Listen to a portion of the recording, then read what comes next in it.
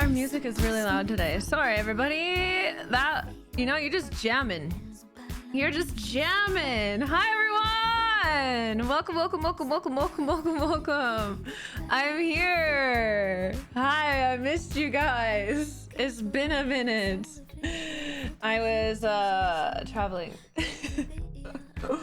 I was away from my computer. I guess I still have been doing live streams, just not on Twitch. So hi, or YouTube. Thank you. You like the music, Sonder? This is for you then. I started watching in Vancouver apartment. It's been a minute. You're in Vancouver apartment? Wait, oh, when I was in Vancouver. Yeah, no, lots just happened. That was 4 years ago. Yeah, I'm wearing bombshell leggings. Okay, hi! Welcome everyone! My name is Kristen, otherwise known as Kitty Plays. I got the plug, okay? All my girlfriends were like, girl, you gotta get on these bombshell leggings. And so here we are. Hi! Welcome to the stream! Oh my gosh, I love you too. Who's just writing this? James. Hi James, you're from Belgium. Hi, welcome. Hi Lexi, hi Woot. Hi everyone. Oh, I know, I did my nails like a design for like the first time in my whole life. There you go. I gotta like them. Hi Gunny, hi Drama, hi Flayton, hi Jeremy, hi Jonathan, hi Maddie, what's his name, hi Kai. It's nice that you educate and give advice. I thought about you today. I was like, when is it that she used to go live? Listen, okay, we're back on a schedule. I'm back in my house. I was gone for a month. Hi Slaves, hi Mimo, hi Kerrigan, hi OLG, hi Eobard, hi Drake. I'm so impressed.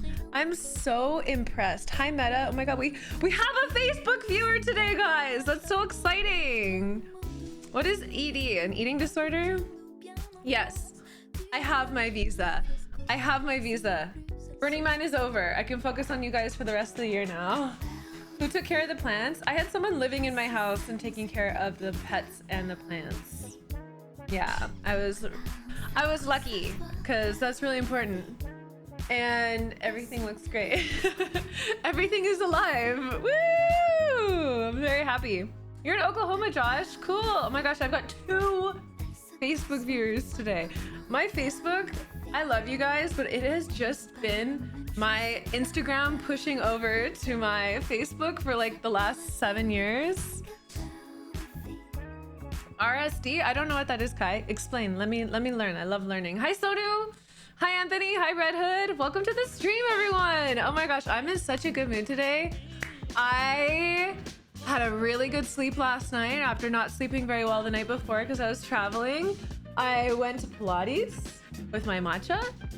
I got lots of work done. I journaled today. I'm back on the grind. I've been noticing that when I'm not doing the things that are really important to me, like breath work, meditation, and physical activity, like my whole world is different. And so I've been really trying to make an effort to create the structure in my life so that I just like benefit so much everywhere else. It's made a really big difference. Hi, Nicole. Bonjour, Eobard. Ça va? Also, I've been working on my Spanish. My name is Sonu. Did I say Sonu? I'm sorry. Hi, Sonu. How are you? Hi, Sergio. Welcome back. What's up, Anna? Yes. Let me share my happiness with you guys.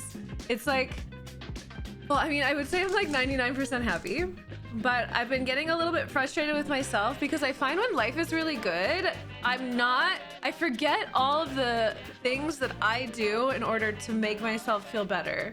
Does that make sense? Like, if I'm feeling bad, then I'm doing the breath work, then I'm doing the meditation, then I'm doing all the things that are like helpful for me to feel better. But when I'm feeling good, I forget those things, but they're so important. And they really help me prevent burnout too, which is like one of the things that I work on avoiding the most. The habits don't stick in post-flow state. Totally. It's really well put. Yeah. You're Finn. Sonu, where are you from? In the routine and happy parts, it's like a cakewalk. Yeah. So it's like, I mean, it's like bittersweet because you're like, well, I'm really glad I'm in flow state and I'm doing well and I don't need the things, but they're still really important. Like when I look back to the last time I journaled, I was like, but I like journaling. I think it's important to reflect on. I need my oh, I know so many people are like that when it comes to James, I stream everywhere. I'm on Twitch, TikTok, Instagram, Twitter, Facebook, YouTube. I'm on everything right now, so you can pick your favorite platform and I will create content for you. Yay. My adding Pilates to my workout is by far like the biggest thing that's happened in my life. I've never found a workout other than horseback riding that I enjoyed doing this much. And so horseback riding and Pilates, I'm gonna find someone that'll take me, teach me to that will train me in horseback riding. There's a lot of barns in Miami, so I'm gonna go find one. You're in India! Oh my gosh, so cool. I had such a good conversation with my Indian Uber driver in Seattle. Like the ride was like 35 minutes, but I wish it was longer. We were having such a good conversation. I was like, no, I want to keep talking to you. Hi, Simon, welcome back. Thanks, Jerem. Even just a walk outside. Oh my God. Literally when I have those moments where I'm like, I feel like shit. What's going on? Why do I feel so bad? And it's like, oh, have I left the house in 3 days? So I was like, I'm like, I should probably just go for a walk down the block. That would probably make a huge difference. And it does! Kaiser! Wait, did I just miss 2 subs? Hang on. I think I did. Thank you, Jouster. Welcome to the stream. How you doing? I am good. Pa, pa, pa, pa, pa, pa. You needed this stream today? Fuck yeah. I'm here exactly when you need it then, King.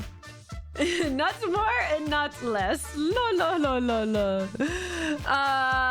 Haley, thank you so much for the 15-month sub. Court, 95 months. Holy shit, we're almost at 100. And Kaiser, you're 1 month away from 50. Thank you guys so much for the resubs. Welcome back to the stream. I'll do one moonwalk for you just because I've got new pants. I will do a moonwalk because I have new pants. Hi, Foot Love, welcome back. You're sensitive about cringe and awkwardness and other things, so it's very intense when I'm alone. Then I think a lot about past and recent moments that I can't handle. Oh man, I have that too. You probably just have it like turned up on steroids though, Kai. You've probably got that times a million. I'm sorry that you feel that way. That really is difficult. I'm sorry. What was I gonna say? I have that too, and the way that I work through it is I'm intentionally cringe. So my gift to society is being so fully who I am, no matter how weird or awkward or cringe that may be. And then in doing so, I'm inviting others to hopefully do the same and understand that like you're safe to be cringe, you're safe to be awkward. Like I think so much of it, oh my God, like a hair in my eye. I think so much of it revolves around like, if I'm weird, then I won't be accepted. And in actuality, that just puts you in this state of paralysis and isolation because you're never gonna be sharing who you really are with other people. And so you're gonna be lonely no matter what. You're actually self-isolating when you're not sharing the real version of you. So it's so important as a person to share fully. And what you'll recognize is like when you learn how to be yourself, you're going to meet people that absolutely not only accept that person, but totally celebrate it too. So it's just like a really important point that like if you are unable to be yourself because you're worried about rejection, you are self-rejecting yourself. And it's time to learn to accept yourself and trust that you will meet people through your weirdness. So like I almost like exposure therapy, like will intentionally do weird things in public. So I'm like, okay, that's okay. If people are still talking to me, okay, I'm still alive. Great. My Pilates was awesome today. Yeah, it's so important. You were on my video, Sonia, when you typed, you made it in the video. Whatever energy you put out, keep doing it and you'll find people who match you. I know, a lot of people don't even know who they are though. That's the crazy part. It's like, okay, well, all right, if I want to be myself in public, I only know the mask. Like I've only gotten to know the mask. So like the first step really for you is spending that time. Oh, like what are your interests? What are your likes? What kind of clothes do you like to wear when you're not just wearing clothes to like fit with society or like the latest beauty standard, like these pants. You know? Okay, here's a moonwalk. Hi, Jake. Welcome. Steak, thank you so much for the 78 months. Holy shit. Holy shit.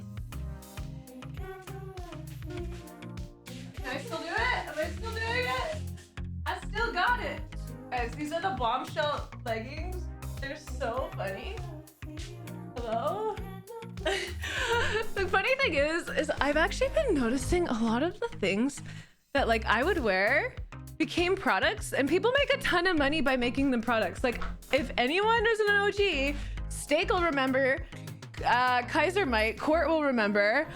I used to wear, my uniform was either a skater skirt with thigh highs or leggings with thigh highs. And now someone has made leggings with thigh highs and sells them for so much fucking money. I'm like, bro, we invented this shit. What? These are so cute. Your boyfriend would love them. Mimo. Okay, they've got this ruching right here. And so it makes your ass pow. Hi Sage, welcome back. My muscles in my one piece. You could see my muscles in my one piece. That's some nice ass pants. Yeah, they're ass pants. And they're nice ass pants. Maybe we're scared to journey outside of our current selves because we're in the environment and situation that our old self discovered. Okay, maybe. A lot of what I work through, you just start copywriting stuff. Bro, I know, right? A month and 33 days, shit. What was I gonna say? I've recognized that a lot of what prevents me from growing is actually, what's it called?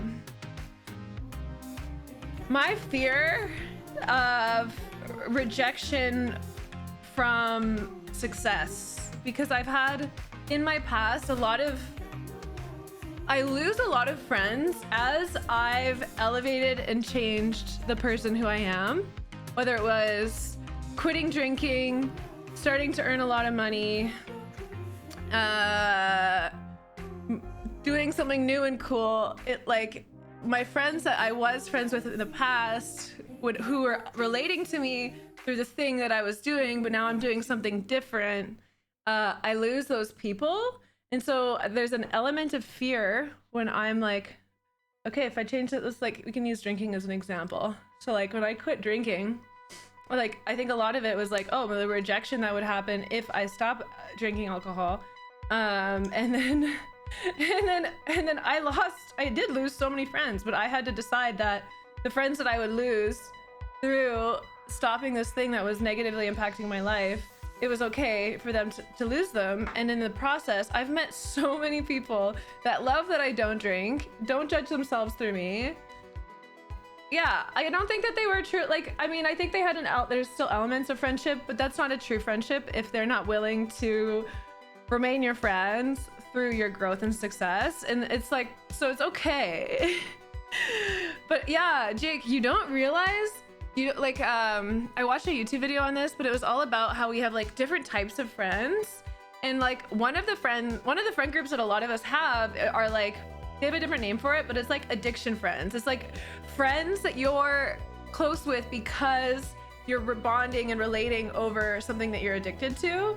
And so yeah, alcohol is tough. How am I doing this while on a Twitch contract? So I can multi-stream. I can keep my sub button if I don't stream gameplay to other platforms. So for I've been doing my just chatting streams on all platforms. So right now I'm live on TikTok, Twitch, Facebook, YouTube, and Fansly. If you guys want to go sub to my Fansly or Fanhouse, you should.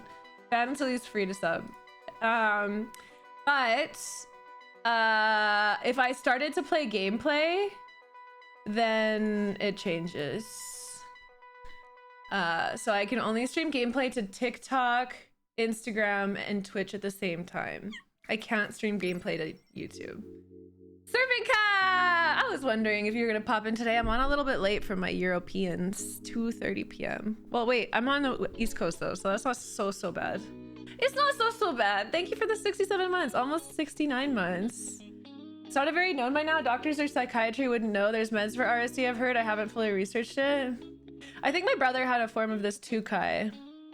And he ended up going through like around a session of ketamine therapy, which has really helped him because it essentially, if we look at our brain through the lens of neuroplasty, it's like you're able to change it. And what happens is people travel down these tracks in life through your brain.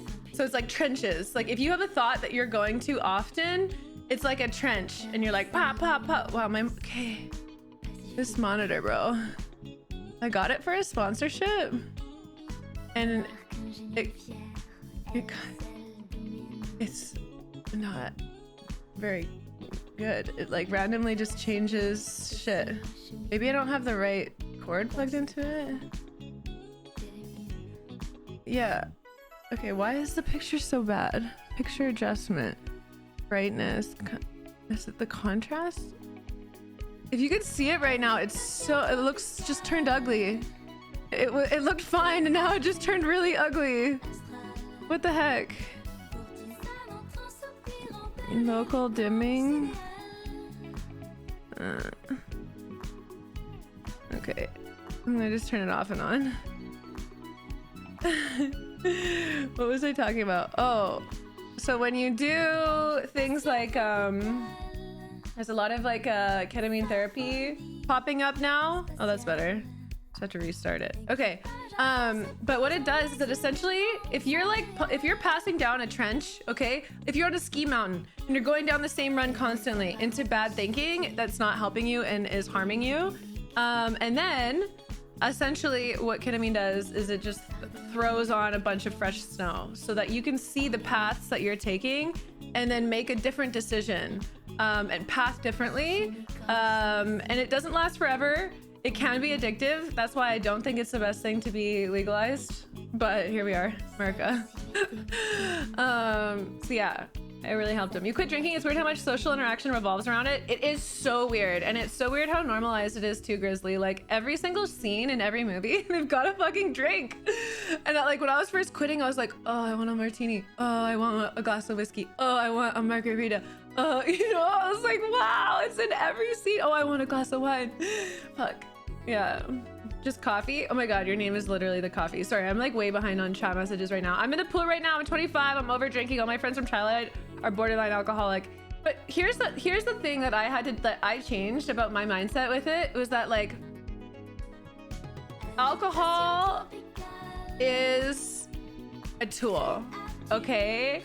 And if people are using this tool and this is what's keeping them alive, this is what's keeping them moving and trekking on in life, that's okay. Like we're the ones that like deem it as like a sin or as like a bad thing and harmful. But when you just see it as a tool and you're like, it's okay if people need to use those tools to stay alive. Like if you're not strong enough to quit now, like that's okay. One day you may be, but in the meantime, I'm like so happy you're here. I don't know. So I like changing that mindset around it for me really helped because like for so long I saw it as a sin. So it was like a form of like self, there's a word for this. I can't, my brain like forgets negative words for some reason.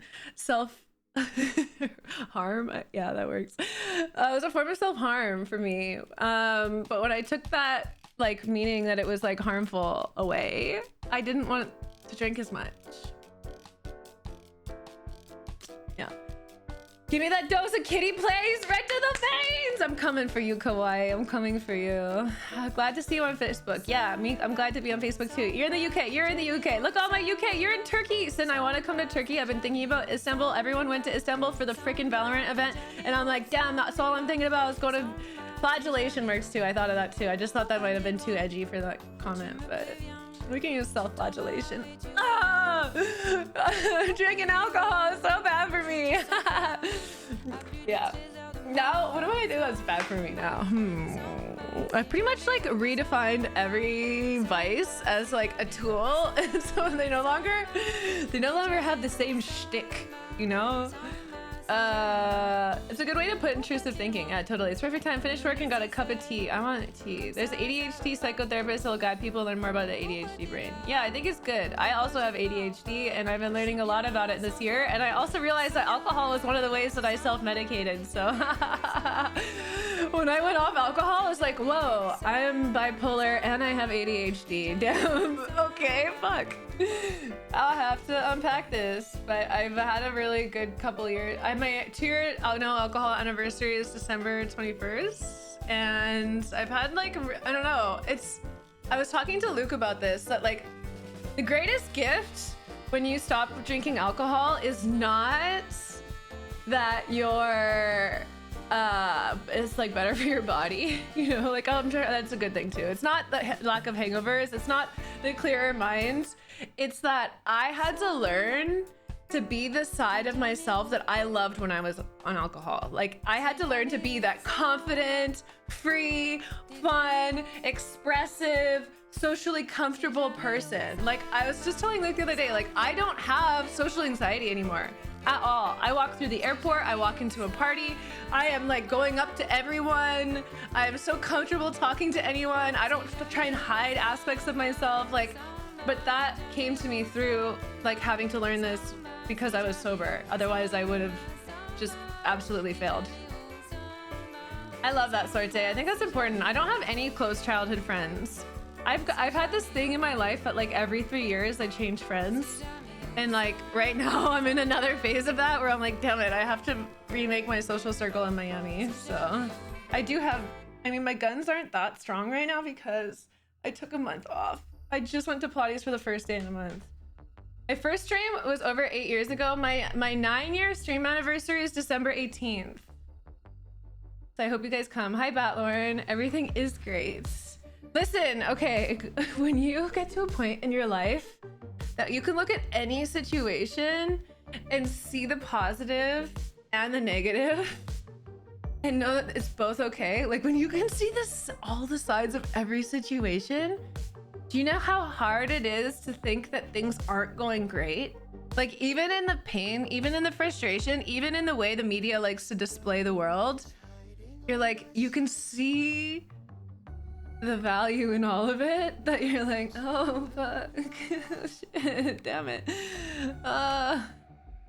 Yeah, it's crazy. My biceps show without even flexing. Is it not normal? How do I find meaningful girl relationships? So typically I've been lucky to meet all my guy friends and girlfriends through friends. Let me think. Yeah, through friends, really, because it's nice when people vet for you. And so like, if they love you and I love them, then I'm probably gonna love you too. But now that I'm in a new city, I am just so chatty with every single person I meet. Like I'm about to go hang out with the woman that gave me a facial. And like anyone that I see, I'm just chatting with and talking to. And I think like this summer, I was like working really hard. I had just started doing Fanhouse. I was like really focused on figuring out Fanhouse and Fansly and like working. And then now that I've kind of got a good system for it, it's time for me to solve my social aspect of my life. So I'm going to be going to like more yoga classes, sound healing, looking online for different like different things that interest me. Because if I'm going to things that interest me, then the people that have similar interests to me are going to be there. Love with my hair. Thank you. Yeah, it's so fun to style, Jeremy. That's what I love about long hair. You like my plants? I like you. I miss you too, Jency. Self-medicating is called ADHD, but all this don't be mean. Yeah, totally. I know. I know. Self-inflicting. Hi, Use. Hi, Jency. Yeah, lots of things you can get addicted to. Alcohol, drugs, sex, sugar, attention, whatever. Yep.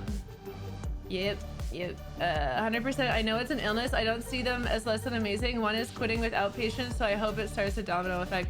Mimo, I was the first one to quit drinking alcohol in my family. So far, every single person in my family has quit. My boyfriend drinks so much less, and I have so many friends that are telling me that they are cutting back or quitting because of me. which is crazy. Like you can't, you just learn in life that like giving people advice is like so shitty when they're not asking for it. But like living, like what I'm paying attention to now is like, what advice am I giving people without them asking? Oh, that advice is for me, not for them. And so then I've been writing down the advice I've been giving people, and I'm like, oh, that's my advice. That's my fucking to-do list. Damn it. But when you're walking the walk and like talking the talk, people like look at you and they're like, why the fuck are you so happy? What are you doing? I'm like, oh, you want to know? Wow, let me tell you. So you're bipolar and have ADHD. Me too, Grizzly. Welcome. It's pretty fun. I just like had broke down to my mom the other day because I was like, I feel like I'm so handicapped for this society that we're in right now, and I'm finally on ADHD medication. But it's like every time, there's so many moments in my career where it's like right when I was about to hit success, because of consistency, my brain flips the fucking table on me and is like, nope, not interested, can't do it anymore, bye, on to the next thing that I'm gonna hyperfixate on. And so it's like just explaining to my mom is like, I just want to be someone that can like fucking maintain something and like do something. And she's like, Kristen, like you just need to like accept yourself, and you need to learn to love these skills. Like there's nobody that runs head first into new things like the way that you do. And then you come back with so much more information on how other people can be successful in that space. And like you need to not capitalize on that, but like you just need to be respecting your skills for your skills and not comparing yourself to others and like their ability to be consistent and like but it's like I would love to have been able to be consistent with streaming and then get a big YouTube sponsorship deal and then be set for life financially. I would have loved that, but no, I love to quit streaming every few months. So yeah, here we are. My brain was like, I'm gonna reach 1 million followers and 10,000 subscribers and have the most momentum I've ever had on Twitch. And you know what I'm gonna do? I'm gonna travel for 2 years. Bye. How do you just diversify your income so you're not reliant on one job? I'm getting laid off and ready to start something new. Oh, congratulations, MCOV! Woo! That's so exciting. Oh my gosh. Well, that's a great question to ask. My lens is purely through the content creator lens, and then also someone that's amassed enough of a savings to be able to invest in a house when we could still afford them. So I would just say do as much as you can online and like get more skills.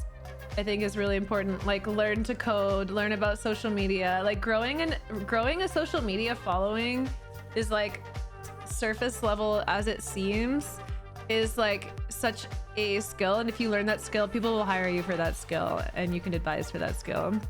How did I work on my social anxiety? Oh, we can talk about that in 1 second. Remind me in 1 second. Hi, Ahmed, welcome back. I quit alcohol for your stream. You feel good now? Oh my God, that's so cool, Sin. Yay, I affected one more person. Welcome. No. So actually they don't, BPD is like not a real, what's it called? I think BPD and manic depressive. One of them is real. One of them they dropped. The other one, it does exist. But now I think also what they call it for women is PMDD, which is like super periods, super ovulation energy and super depressive periods. But I just have, what I use now is there's a few different Chinese herbs that I'll take when I'm feeling really low. I'm much better at balancing like my manic episodes, so I'm not as low too. There's lots of different things you can do, but essentially it's like, how can I lower the humps and the troughs, or like raise the troughs, lower the humps. Hi Hiroto, how are you? Welcome back. Hi Karito. Hi Larka. Yeah, calisthenics is so cool. I just got into it. Actually, there's this, let me link it to you. One of my favorite Chalupe. I love Animal Flow. There's this video that I like to do. I could probably show you guys on stream. Where is she? Animal Flow Beach beginner. Where is she? This woman, Lisa Chavez. She does these really simple, easy courses. I just linked it, and they're so good. I love them. I think calisthenics are amazing. What are the name of the herbs? Amazon. I think it's called here, my orders. I order them on Amazon now, but I used to get them from my acupuncturist. Can I flex my pecs? Yes, I'm probably even better at flexing my pecs now. My job is half finishing 100 things and passing them to other people. Nice. Do I miss Vancouver? Sometimes. You suffer from the same thing, Dreamfish? I haven't seen Awakening. Wait, maybe I didn't. That sounds right. I think I might have seen that. Chalupe, chalupe. Oh my god, people are buying my set. Thank you for buying my set. Wait, where is it? Here, Ease Tonic. I'll link it in chat. I rebuy this all the time. Anytime I'm feeling off, I take these.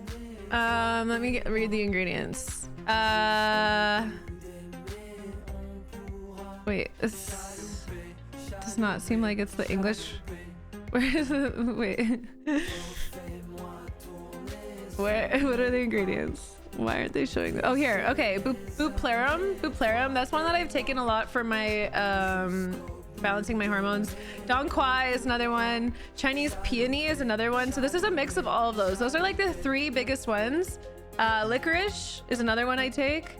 All of these things, and then Baizu, Poria, Sclerotium, ginger.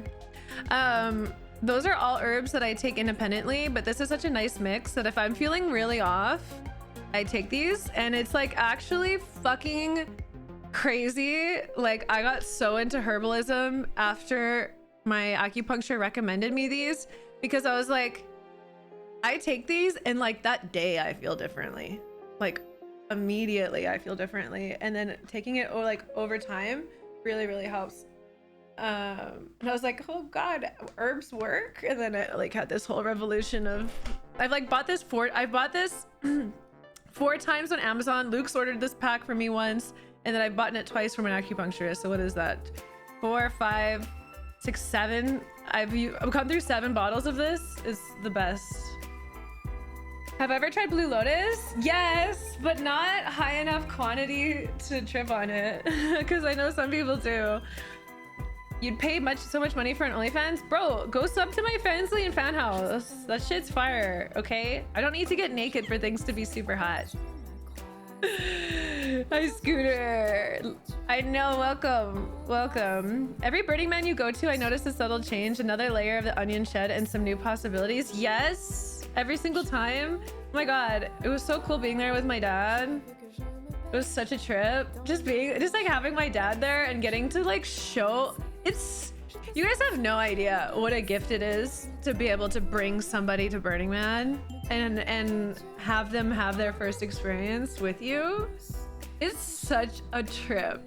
And like, my dad's never been to a festival. Like, he's gone to concerts, but that's like his only experience of like partying, you know, and like maybe some like clubbing when he was younger. So like, it's so crazy that that's his first experience. Like, burn it. Like, I can't imagine how, like, it's sensory overload for me, and I know what to expect now. What, mud water? Is mud water like the stuff with like the mushrooms in it? Kawaii, I would love to. Okay, how did I work on my social anxiety? There's so many different things to relate to this, okay? First of all, you have to stop. You have to stop giving people the authority over you and your opinion of yourself, okay? So many people just give it away. They're like, they just care what every other person around them fucking thinks of them, okay? That is the biggest suck of energy you can possibly give to people, okay? It is so important that you close that the fuck off and you recognize that the only person's opinion that matters is yours, because you are the only person that's gonna spend your life with yourself. That's just how it works, okay? We are all fucking alone. Everyone else is thinking about themselves so much more than you. People that judge, okay, are just telling you that they're a big judger of themselves. But their judgment of you is a reflection of them, okay? It has it's minimally to do with you. I like to say nothing to do with you, okay? Because when you meet people like myself, that for the 99%, I sometimes still catch myself judging on small things, not about like expression, but on like people being rude and things like that. I'll be like, why are you being rude? You could be nice. But that's a judgment. That's a judgment too. So sometimes I still judge. Anyways, true. If you will spend the rest of your life alone. Yeah, no, we are literally alone. We're gonna be alone for our entire fucking lives. You could spend the rest of your life. You could come over to my house. We could sit in chairs next to each other, and you could spend the rest of your life explaining to me about you and your life and the way you were raised and why the thoughts you have and how you're feeling and what you like. You could literally explain that to me for the rest of our lives, and I will still not know you. I will still not know you. You are the only person who's gonna know yourself. And once you realize that you're just fucking alone, then you're like, well, damn, I better become someone that I'm proud of, because this is gonna be hell on earth if I don't. Bye, Franny. So, okay, stop giving your power away to other people. They do not fucking deserve it. They do not deserve it. If they haven't done the work to stop judging other people, I could give a flying fuck what they think about me. You're still judging in 2022? You have a judgment? You're gonna say something? You're gonna judge me? What? You think I'm gonna care? No, okay? I can't go back. Let's choose something really minimal. Okay, say they don't like people that wear the color white, okay? Because when they were younger, their person that abused them wore white. I can't go back and stop that person from abusing them and them creating that association. Maybe they're really hungry, and so then they're like hangry and they're acting out and they're saying stupid shit because they're hangry. I can't go back in time and feed them, okay? Like, I just can't, and I don't care. I don't want to. I don't have energy for that. I do have Twitch, Franny. I'm streaming on all platforms right now, so you can pick whatever your favorite is, and I'm there. Kitty plays. And so it's like, why are you gonna care about what other people think about you? You are not responsible for the projections of others, okay? Oh my God. Can you imagine trying to control the opinions of others? We would literally have to be time travelers. Superheroes and in every place at once. So that's another thing. I just don't care. Like, go get your own go fucking feed yourself, okay? What, you haven't used imaginal therapy to reimagine your trauma in your life, and you're still held captive by it, and you want to judge me? What? You haven't done the work, bro. So yes, that alone has freed me so much. But if I'm stopping everyone, if I'm cutting all the ties, like I like to visualize it. Like, we have all these energetic ties that are coming off our body to like different people, whether it's our parents, our friends, society, our teachers, Twitter, you know, and I just take big scissors, like big ones, and I just chop through all the ties. And oh, it's a Polo and Pan radio. I can link it to you 1 second. Share, copy link, I'll paste. And I just cut through all the ties. I say, no. My mom, her visualization, which is a little bit less violent because I'm cutting, but she visions herself as a ship, and there's a bunch of other ships that have rope tied to her, and she just goes around and does the ties. And then they can float near her. They're just not tied to her. And so it's like, wow, what are you gonna do now that you're not looking for the validation of every fucking person around you and in your life? Oh no, I am so alone that I don't know what to do. And what you do, I have the answer, is you have to validate yourself, okay? You have to absolutely accept exactly where you are now. Ines, thank you so much for subscribing. Oh, Ines Cook. Ines Cook. I like your name. Welcome. You have to validate yourself, okay? So it's like, and this can be however you want to look at it, okay? It can even be in the negative. You're like, yeah, okay. One of the things that I used to get called out on a lot when I was getting hate raids and Twitch was much more toxic was my chin. Okay, I have a strong chin. I am Eastern European. That's what I got. Okay, so people would come in and talk about my strong chin, and then I'd be like, oh my god, should I have a weaker chin? Would that be more beautiful for them so they could accept me and love me? It's so funny for me to think about that I ever thought that. Why the fuck would I want to change myself to somebody that was judging me? Ah! Okay, anyways, so I had to go into the mirror and say, you know what? I might not love my chin. Like, I would love to have a very feminine chin. Okay, say, but I'm gonna accept my chin the way it is. Because one, I'm not gonna fucking change it. Okay, let's be honest. I'm not gonna change it. So I'm gonna accept it. I'm gonna accept it. I got it. It's my chin. I'm gonna accept you. If I could kiss my chin, I would. Okay? I'm gonna accept you and I'm gonna love you. Okay? I know it might not be the best chin. And that's okay. It's okay if it's not the best chin. It doesn't have to be the best chin. It's okay. We don't have to have the fucking perfection. Okay? We've been groomed and programmed to be in pursuit of perfection, but that's not our fucking job. Our job is to just literally experience life however you want. You could meditate and experience your internal world for the rest of your life, or you could never meditate and be out and about and never live in a home and just be roaming for your whole life. You get to choose. How do you want to experience life? That's your only job. So take the things and validate yourself and accept yourself. And so I like to start my days when I remember is I get in front of the mirror and I go, I love my hair. I love my ears. I love my eyebrows. I love my face. I love my chin. I love my breasts. I love my pussy. I love my ass. I love my waist. I love my organs. I love my skin.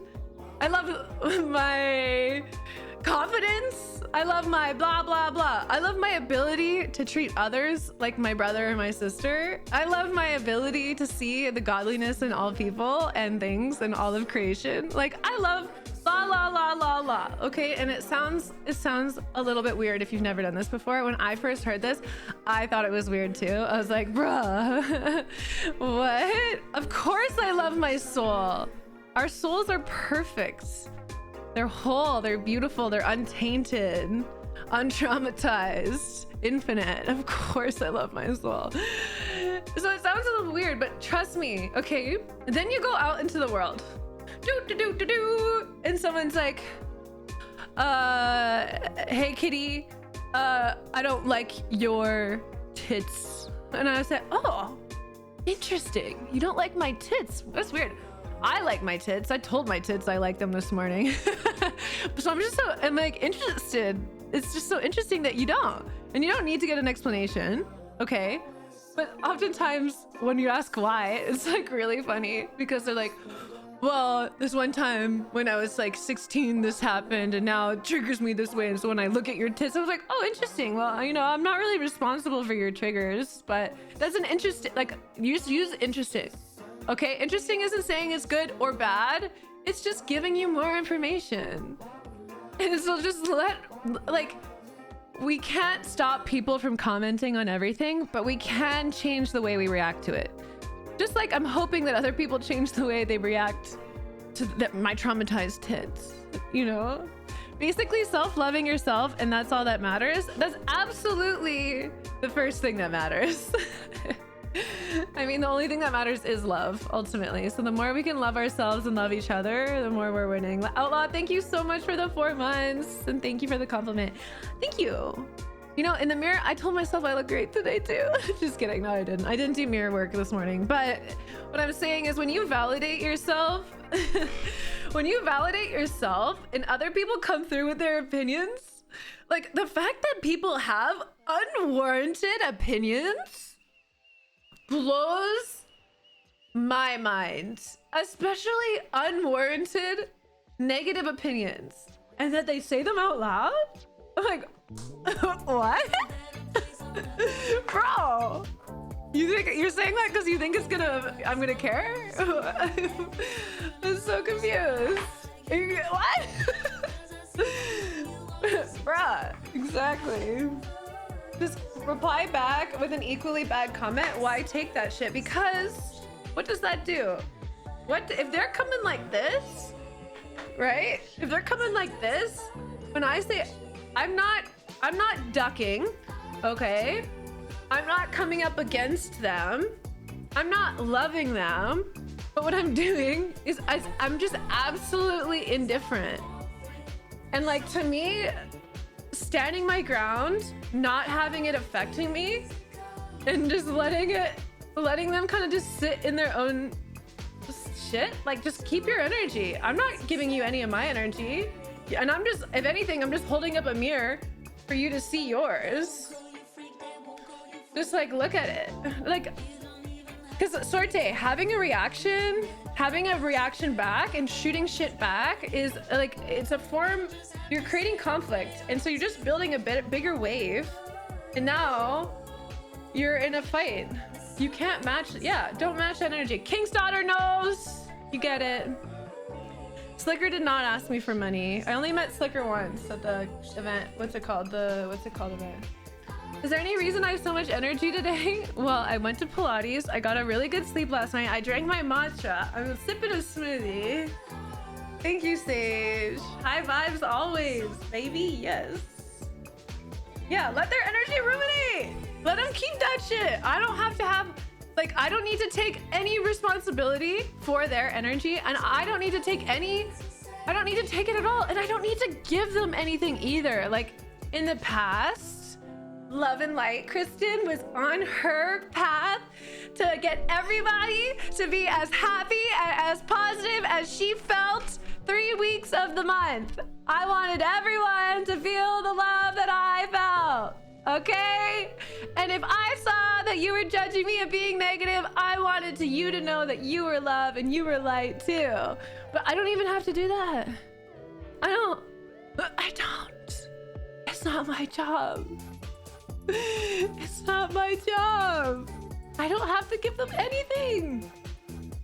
So now I'm like, okay, what is my job? My job is just holding my alignment, holding my fucking love, holding my fucking power, and that's it. And if my energy, okay, is able to positively affect them, great. But that's overflow. I'm not gonna use up my energy giving them theirs. They need to be responsible for their own energy and be their own battery in their life, not me.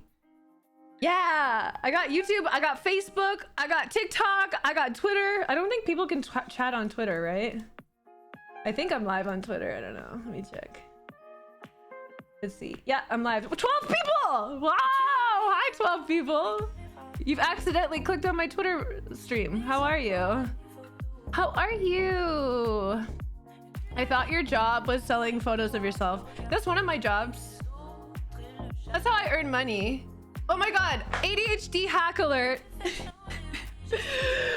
I realized that I don't have to love what I do for money. I used to think that I always had to be loving what I did for money. And so my whole life was about like what I was passionate about, and then I'd find ways to monetize that. But then when my passion stopped, I had to fucking figure out myself every single time, and that was exhausting. Hey, thank you for the rose. New Age, welcome. New Age Jedi, I like your username. Hi Rosa, yes I am. And so what I do now is I'm like, okay, find something that I like and I enjoy. I love talking to people, so like having Fanhouse as a medium for me to be able to chat with you guys is my favorite part. The taking photos and selfies, I love taking selfies. The selling them, it's like it's not helping me to get closer to God by any means. But it covers it grounds me in a way by earning me money so that I can so that I can do other work.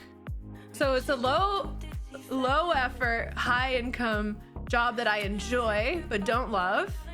But now, because I do those things, I'm able to do so much more of what I love. And so I'm not penalized as much when my hyperfixation shifts and I go through a period of being absolutely lost and depressed and not earning income and whatever it is. So that for me just is like absolutely changed my life. Hi IKEA, I need to get my ADHD under control. I'm on antidepressants. I think ADHD would make your depression and anxiety worse. ADHD, I have no idea, Mimo. Have you looked into any ketamine therapy? My brother was tried antidepressants for a while, ADHD medication for a while. But the thing that helped him the most was ketamine therapy. It was group therapy for a week or a few weeks, I believe. Slather! Damn. Sorry, bro. I think you can refund Fansly. Maybe not. You're with me for the month. It does say in my bio that it's safe for work, by the way. Aw, I love that steak. What specifically do I mean with God? God to me is not like a man or a woman.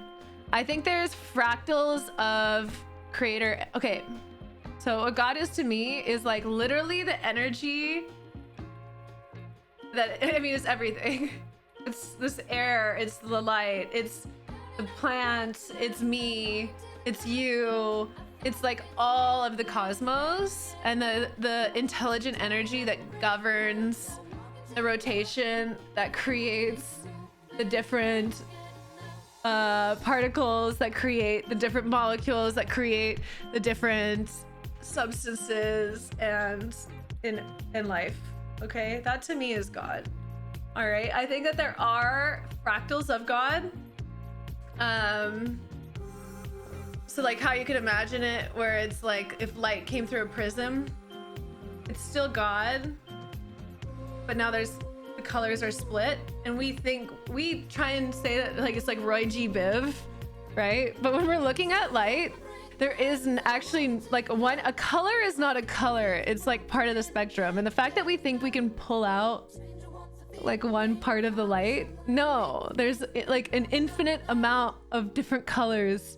And that's, again, only a small percentage of what the light refracts into. Anyways, so when we talk about like goddess energy or divine masculine energy, or in Hindu, how they have like many different gods that represent different things, like I think that that relates a lot to like the different archetypes that live within us. Or if you like talk about the tarot too, like there's different energies, but they're all part of the one. They're just aspects of the ones and fractals of the one. So that's kind of my opinion on God, and then how I relate to God is like just knowing that I am God, and my thoughts create my reality, my imagination and energy shape my life. And so taking responsibility for that, and then taking steps to love more. Yeah. Hi Lokan, how are you? Wish I could that with my art. I hear taking shrooms help. Shrooms can definitely help opening up your eyes to more creative aspects. Law of attraction. Yeah, well, I mean, it's the law that if you are vibing at a level, I like to call it frequency, because I think people have so many associations with good or bad. Like being in a bad energy, being low is just a denser frequency, okay? But that's not necessarily a bad thing. Bye, James. That's fine, Owen. Welcome. And so like I'm trying to be really careful with like, I don't have to always be in a state of bliss and ecstasy. It's okay when I come down into the darker, heavier energies, and like recognizing that like those are what shape me too, like, and the cyclical nature of life. But like law of vibration, yeah, I love that. And so It like really is so true. And you really notice this at Burning Man too. Like whatever, choose your vibes wisely, because like whatever you're fucking putting out, whatever stories you're telling about yourself, you will have people that will tell you those stories about yourself. They like, it's so crazy. You'll literally have a thought and someone will walk up to you and tell you your thought out loud and you're like, okay. Burning Man moments. But that's happening every single day in your life. Like once you go to Burning Man and see the synchronicities, you start to notice them even more in your daily life. And so it's like, tell a story about your life that you want to live, and like take responsibility, like, and start being more aware of like the stories that you're telling about yourself and how you're absolutely jailing yourself into that character and into that life. And that's your choice. Like people, and then you'd be like, no, Kristen, that's my trauma. It's the things that have happened to me in my past. There's people that have gone through the same things in life as you, like same awful fucking shit. And the way that they understand it and the way that they learn to understand it changes the way that they live. Not everyone, like, well, like, so say everyone experiences the same type of trauma. Okay, one person goes on to be the leader of some positive force, the other person, like, and then the other end of the spectrum, that person kills themselves, and there's like everything in between. Okay, and it's just how we understand the situation itself. So one of my favorite things to do is I go through my life and I analyze all the different aspects. So like when I bump up against trauma in my life and I'm like, oh wow, I'm like, this is what I talked about before. This is a trench. Like I'm really like, I'm living in this trench again. Like what's going on? Hi Assad. Hi, bye. I'm in this trench. Why am I in this trench? And then when I ask that question and I meditate on it, I come back to an experience that I've had when I'm younger. And I'm like, oh my God, because this happened, I'm like this. And then what I do is there's two things. And sometimes I do both, but like the stuff that's really groovy. And I either reparent or reimagine.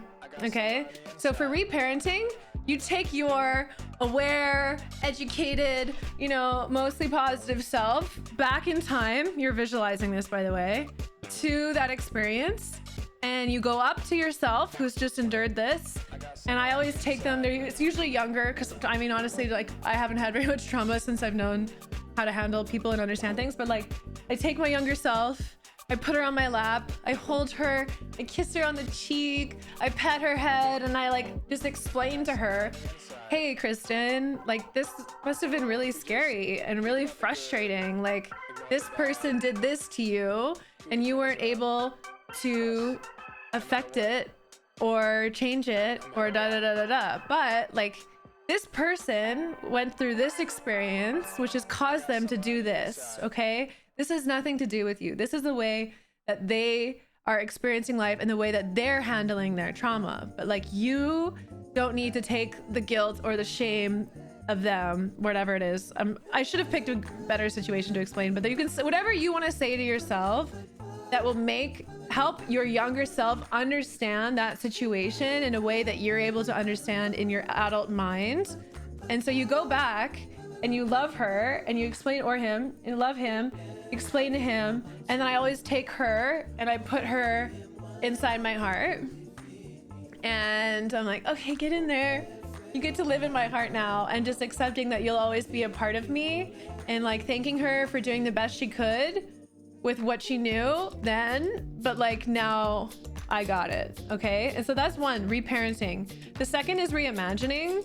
And so what I'll do is I'll go back in, because when we have a memory, we're having a memory of the last time we had a memory of something.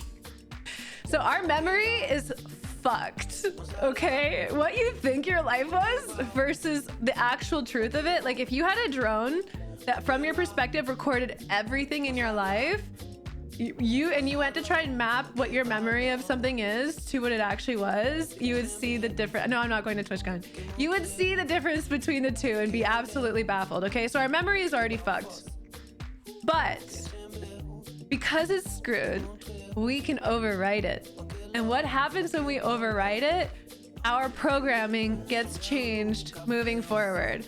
So I go back to my old memories. Okay, so like one of the things that like is part of my upward spiral that I come back to a lot is my being rejected. Okay, a lot of us have this. So I had an experience where my friends all went to the beach without me, called me, told me how they didn't want me to be at the beach. Like literally all 5 of my friends, they didn't want me to beach. They were at the beach. They didn't want to be my friend anymore. And in that moment, I lost all 5 of my friends. It was the first time I ever had a panic attack. And I like literally, my mom couldn't stop me crying for like 24 hours. So that trauma, and like me looking back, I'm like, so what? There's so many people out there. But okay, my younger self was upset. So I go back into that memory and I totally re-visualize every aspect of it as if it had gone in a way that was positive. Okay, so like, oh, the dream was they were calling me to invite me to the beach, and when I got there, they were very secretive about it because they had planned a surprise party, and then we had a great time at the beach and it was really fun, and whatever it is. That's like a basic reimagination, but you literally reimagine everything, like what the people were wearing, what the beach was like, what they were saying to you, etc. And then every time that you notice that you're repatterning, instead of going back to that traumatic memory, you go back to that reimagined memory, and that literally has reprogrammed me so much and absolutely changed my life. So I like to do both the reparent and the reimagining, but like every single traumatic event in my life I've recoded, and when I think back to now, I don't have any negative feelings. I've forgiven every single person that those memories related to and love them, because I understand that everyone is doing the best they can with what they have and what they know. And like that has just totally changed my life. So yeah, that is one of the ways that you can go through that. Acceptance is the last stage of sorrow. Yeah, I mean, I forgive everyone. The reason I forgive people almost in a selfish way, because I've noticed that every single time I've forgiven someone, whatever it is that I want, whatever part of my life that I want that I keep not getting, that I'm like, you know, I keep applying for this, I'm not getting it. I keep wanting to get this job, I'm not getting it. I want this sponsorship, blah, blah, blah, whatever it is. When I go back and I analyze, I'm like, oh, you know what? I am hanging on to this. I do still not forgive this person. And I go back and I take the work. I write a letter to them. I burn it.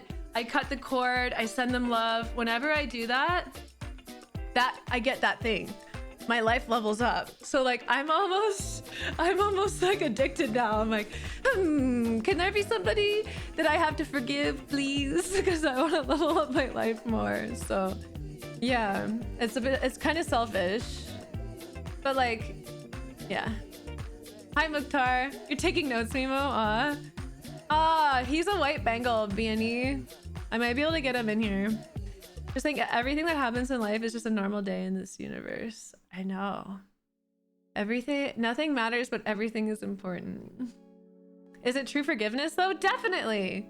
Definitely, because I'm taking the time to understand it from their perspective. And so it's like, even though people can do really fucking evil things, it's like, I don't believe, like, unless people have had head trauma and or a severe, like they're not born evil, right? And it's like, it's taken a lot of evil acts by a lot of people against that person for most people to get to the place where they're able to act like that.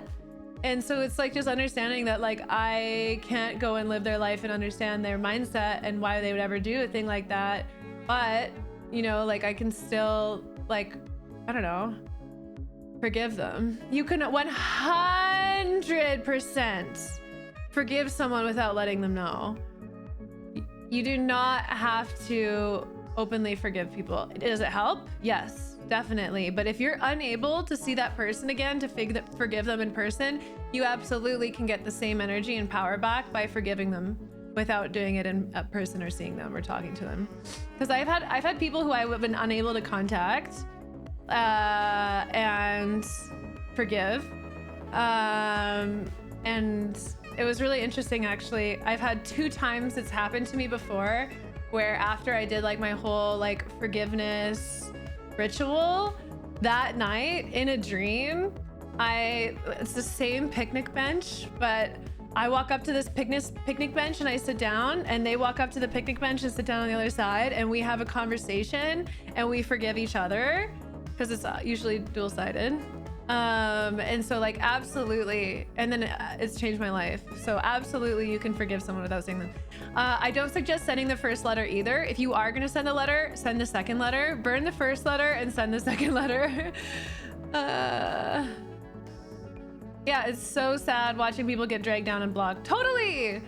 Like I really love this visual, and it's like part of like the Egyptian like when you die and they decide whether you'll go to heaven or hell, like the god weighs your heart against a feather, and if your heart is heavier than a feather, you reincarnate and go back to existence. But if it's lighter than a feather, then you ascend and become a god or part of universal energy or whatever it is. So it's like the only thing, like my only desire now, I got rid of a lot of my desires in life because I found that they were causing me more pain than pleasure. And my only desire in life now is to have a light heart. And it is by far, when I'm in situations, I'm like, how can I have a light heart here? Has absolutely changed my life, making that a priority, because it's like, oh, this doesn't need to be so serious. It's like, I love you, you love me, like, let's work through this. Like being lighthearted, when I meet people that are lighthearted, I'm like, this is the quality. Parvon, this will be a YouTube. Kitty Plays VODs. I put all of my videos on there. If you want to go sub to that on YouTube, I'll link it. Kitty, it's linked on my Twitch, but it plays VODs. Kitty Plays VODs. Where is that? How do I Google this? Kitty Plays YouTube. Channels. Here, Kitty Plays VODs. If you go to my Kitty Plays YouTube channel and you go to featured channels, Kitty Plays VODs is one of them. You're so welcome, Avora. You are so welcome. Hi, Oscar.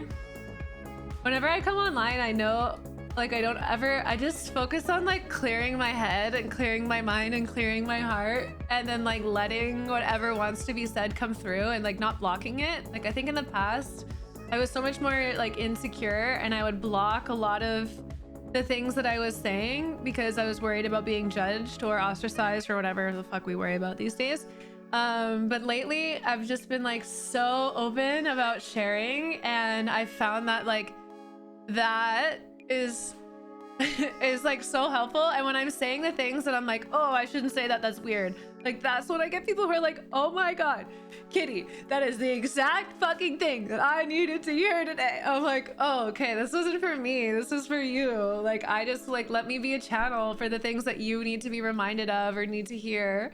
And like that's my fucking goal. Yeah, because it's like, it's actually kind of crazy. Like in this medium, it's a little bit weird because like you guys are only able to convey through text, but like I have times when I'm with friends and I'm doing the same thing where I'm not stopping the stuff that's coming through me, and like people cry in front of me, like when you see the physical reaction of some of the things that like I say, and I'm like, I like black out, and Luke's like, what did you talk about on stream today? I'm like, I have no idea, I'd have to watch the VOD.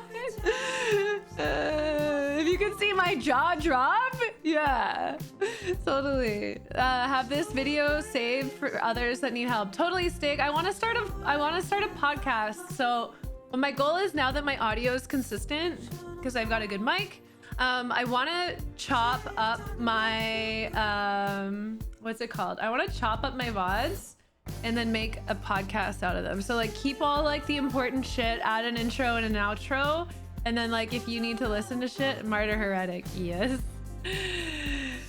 That's my human design. Struggling a bit this week. You had to put your 18-year-old cat to sleep on it. Oh, Pickles, I'm sorry. Are you still here? I'm sorry you had to go through that. How I view animals passing is like when they pass, first of all, that's a long life for a cat. 18 years is amazing. So it's so cool that you could give that gift of that longevity to that cat. Like, you must have not had a super stressed life and gotten good food. So like, what a gift. Also, when I look at animals passing, it's like, reflect on their like animals just want to make you happy, unless they pee on your couch like my cat, but you know, they just want to make you happy. And so like when you reflect on your life, like reflect on it with happiness. And what I like to do is I like to like, okay, 18 years, where was I, who was I when I got that animal, you know? And like, what was my life like then? And like, what was my life like during their life? And just looking at your life through the lens of theirs, and like as that life as a chapter in your life, because pets don't live forever. And so like when you reflect through that lens, it's through so much like celebration and appreciation and somberness. So yeah, and it's still heavy too, but recognizing that like that heaviness and that grief is like, I don't know, I'm getting emotional for your cat. I think I'm just thinking of all the times I've had to say goodbye, but like it's like, it's a reflection of your love. Like your grief would not be this deep if you didn't have as much love as you did too. So like just owning that and celebrating that, and like not shaming yourself for feeling either. Like I remember when my one dog died, I didn't leave my bed for 3 days. I got up to pee, I didn't eat, I like drank some water, but like I just couldn't leave my bed. So I'm not judging that and knowing that it will pass. And so just like kind of let this like be a moment where you just yeah, appreciate them. Animals are the fucking best. I want to get another cat so bad. I'm like, 10 cats. It looks like, no, we have to get this one to stop peeing on the couch first. It's like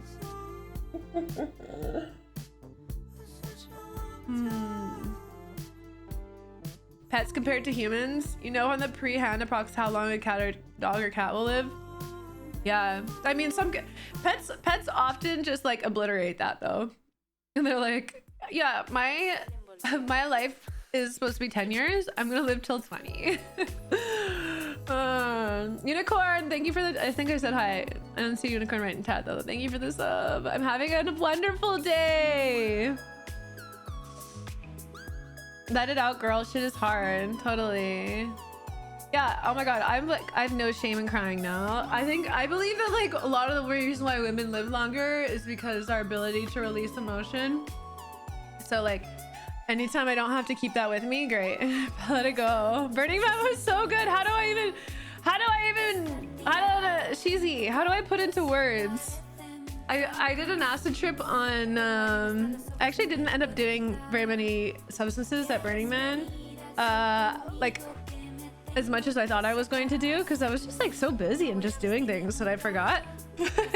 I did an acid trip on Saturday at my parents' house, and I just had the best day. But I had this like insight where it was like,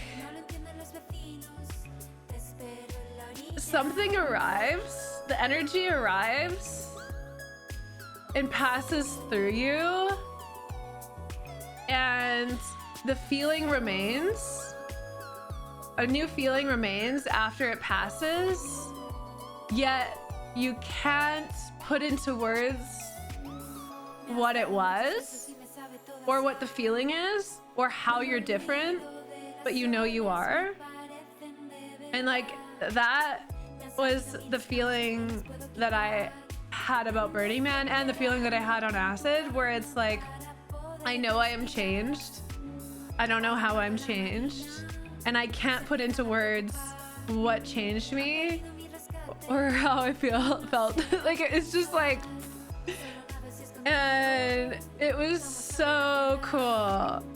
Like, it was so cool to bring my dad there and see it through his eyes and see him seeing everything and experience everything. I have so many photos and so many videos. I'm gonna be, I don't know, I just didn't want to like spam people with photos, but I think I'm gonna put a lot more of them on, what's it called? on Fanhouse, because it's not like people don't mind if I spam there. It might sound cliche, but it's 100% true. When drugs don't work no more, you get high on life. Yeah, totally. Totally. I mean, Burning Man is like one big psychedelic trip itself. Like, you look around and you think you're on acid or mushrooms, because it's like, especially at night where everything is lit up with LEDs. There's fucking lasers everywhere. There's art everywhere. What people are wearing is art. What people are saying is art. The names of camps are art. The music is art. It's like all fucking art. Is there a hookup culture? I don't know. I'm sure there is. There's people that are like connecting and meeting and making love, but like a lot of people find like partners during, thank you, Sets. A lot of people find partners during Burning Man where they like meet at the beginning and they date for Burning Man and then they don't stay together after. So there's hookup culture, and I think with that, but like it's kind of hard to have sex at Burning Man, like unless you're like in an RV or have access to showers, and like I'm sure people still do, but like you're worn out, you're tired, you're fucking dehydrated. I had stayed in a nice RV this year, but my dad was staying in the same RV as us, so it was a little bit more difficult to have sex, but we still did. A-Rod, thank you for the 85 months. Welcome. But like having sex at Burning Man is fucking hard. Like I can't imagine staying in a tent and pooping in an outhouse for a week and showering with baby wipes and then practicing hookup culture. But I was talking to someone who went to the Orgy Dome this year and they said it was pretty great. I just learned that like, but we still did. Totally. Totally. I get it. I get it. Like you gotta do what you gotta do. But like the Orgy Dome, I've just learned, has a, how do I explain this? There's a word for it. Yeah, Orgy Dome. You can go in there and have sex with other people. But like one part of it is like for couples, where it's like a don't ask area. So like as a couple, you can go in and have sex near and around other couples. And the whole thing is like, don't ask to have sex with each other, but you're all fucking in the same room. And then the other part of it is like an actual Orgy Dome, where like everyone's fucking each other and you can ask to fuck each other. Like it's like everything at Burning Man's all about consent. So you have to ask someone before you touch them. You have to ask someone before you put your penis inside of them. You know. I mean, lots of people got COVID at Burning Man. Lots of people get COVID at conferences. Lots of people get COVID fucking everywhere. We're just have to accept that COVID is everywhere. All the time, all at once. I didn't get COVID though, my dad did though. But he hadn't gotten it yet. Consent. Oh my God, I had this guy come up to me while I was dancing next to Luke, by the way.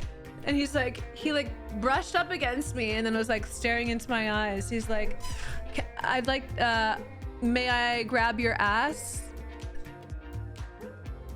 And I was like, oh, what? I'm like, no, no. But like, thanks for asking. Luke didn't hear it. And thank God the guy had disappeared before I told Luke what the guy asked. My dad definitely went to the Orgy Dome. I don't know what my dad did during his days because I was sleeping during the day most days and he was out. He only stayed up a couple of the nights with me. But I did tell my dad at the beginning of Burning Man, I was like, Dad, feel free to go to the Orgy Dome, but we just have to make sure that we don't go on the same day. I thought it was really funny. My dad and I both have my dad and I both have like very Czech humor. Like it's like dark and sexual and like nothing is really off limits. So I just love when my dad and I hang out because we just cheese. And everyone around, like there was a few people around when I said that. And they're all like looking at me, like looking at my dad, like waiting for my dad to react in like a way that a normal dad would react. And then my dad was just like laughed. And then he came back with something. I can't remember what it was. It was fucking funny. Well, okay. Having to see your parent or child like having sex, but I also was thinking it like my joke was a little deeper than that, where it was like what's it called, like secondhand, what is it called, indirect kissing in Japan, you know what I mean? Okay, so like it was more of like an indirect kissing joke. Yeah, so like at least 24 hours between us going in there, because hopefully none of the same people that we had sex with would have sex with that. Yeah, okay, anyways, I'm way over explaining this, so that's, you know, my experience at Burning Man with my dad. No, an indirect hookup with my dad. No thank you, I'm good, I will pass. So I did not go to the orgy dome this year. But next year, 100%, I told like we have to go in the, I don't want to go in the orgy dome with everyone else. Like I just am not ready for that. Like maybe later in life, but like not now. Right now I'm like very happy with my one partner, but I would love to go to the no, don't ask side of the tent where we can just have sex and watch other people have sex. 'Cause I love watching other people have sex. Wait, that's at Burning Man? Yeah, that's at Burning Man. Because like when I see people and they either have like a lot of sexual energy or like no sexual energy, but they're a couple, and I like see them and I'm like, oh, but how do they fuck?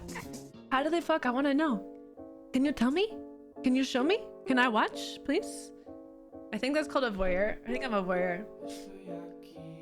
Your relationship with your dad reminds me of me and my dad. We get side eyes when we converse too. Yeah. My mom can't stand a lot of our jokes together. That was kind of like growing up, that was pretty funny. Erica, thank you for the follow.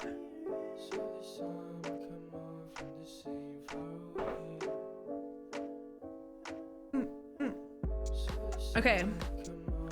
I thought I brought water in here. I definitely need some water. I've been like, seeing couples with no sexual energy is fascinating. Yeah, I know. Like, oh, how long have you been together? Like, oh, like 2 years. I'm like, oh, do you guys have sex? Of course we have sex. Oh, so how do you fuck?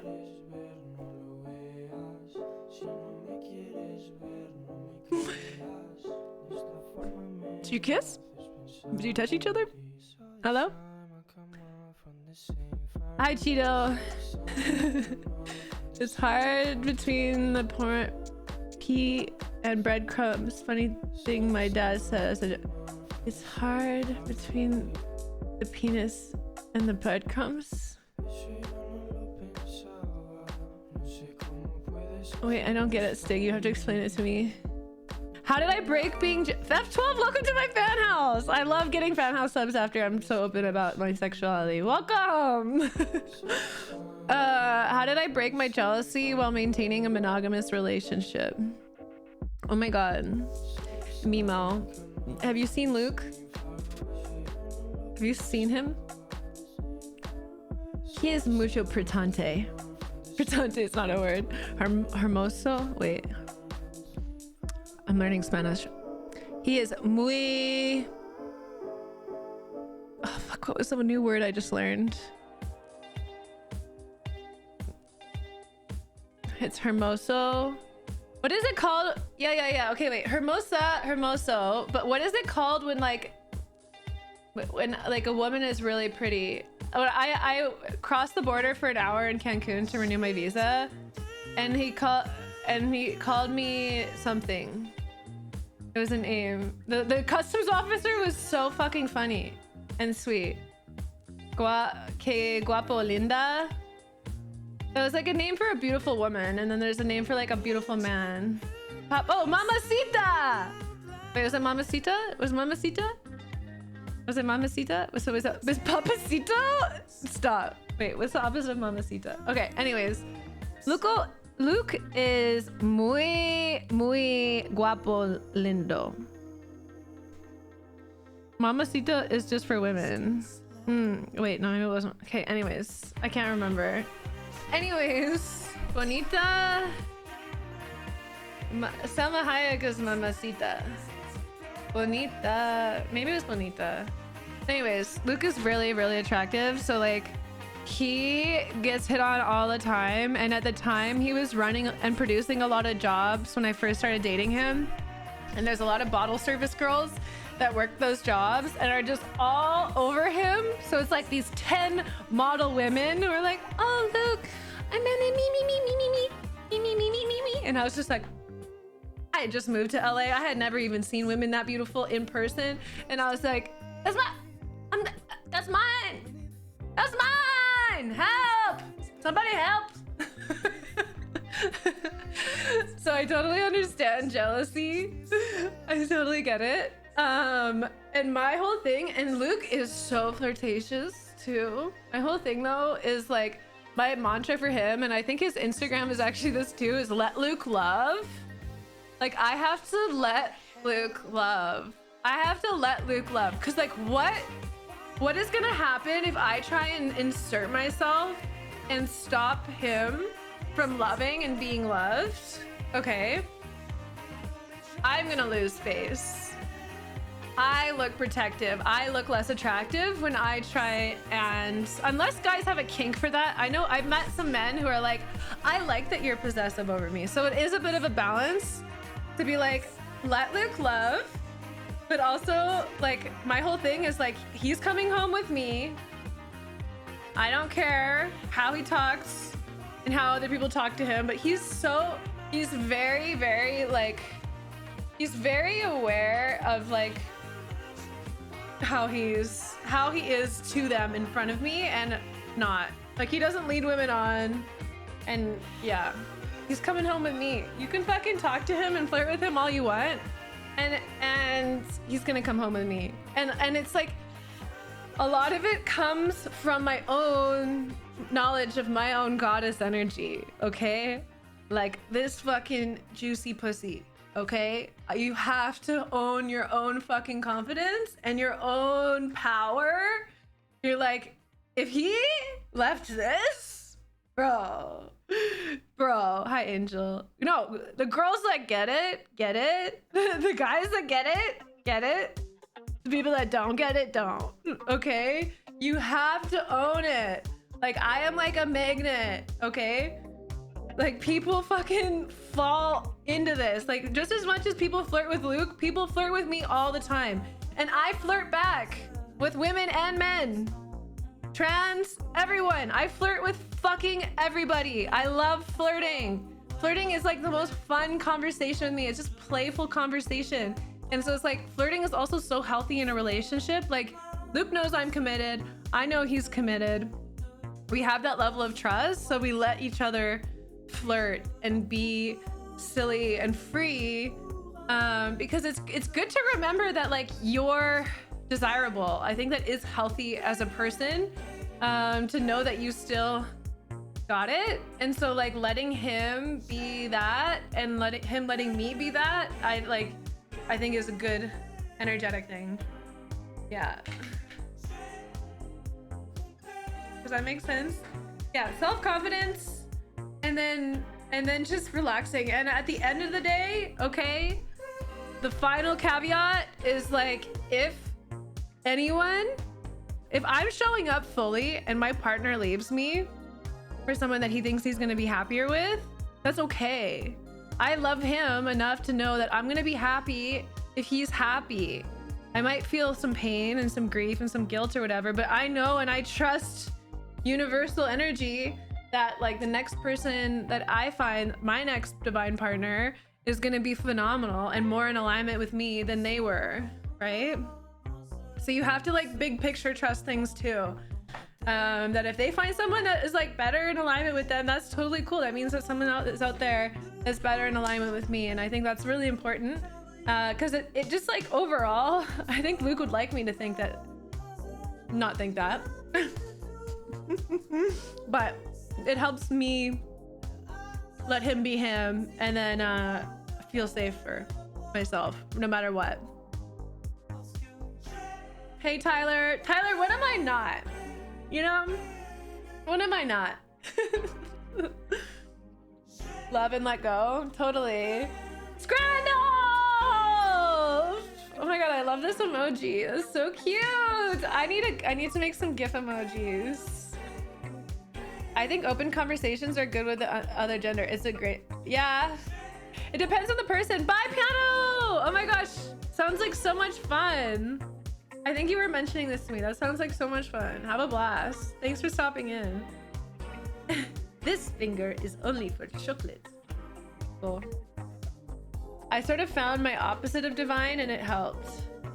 Yeah. I was trying to explain this to my sister. It's important to meet people that like show you what you want and show you what you don't want. And ultimately, like, you guys have all probably watched my pinned tweet where I talk about making a list of what you're looking for in a partner and then becoming it. You have to become that list. Like, it's so important. And so like when you're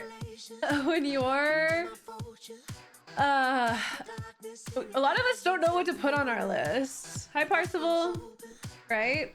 And so like it takes like living and loving. So like when you're fucked over by someone, learn about what you want, learn about what you don't want, but then do the work so that you're not continuing to attract it. Like I kept getting cheated on and I was like, why the fuck does this keep happening to me? This sucks. But then I was like, oh, it's because I don't love myself and I don't think I'm fucking worthy of pleasure and love, blah, blah, blah. And then I went celibate for a year and I just worked on my mentality. I worked on my mental health. I journaled. I fucking did the work. I did the yogas. I did all the fucking things I could think of to like heal myself. And then my next partner taught me all about unconditional love. I never cheated on me. I never worried about him. Like it just totally healed everything. So yeah, you are worthy and deserving of love.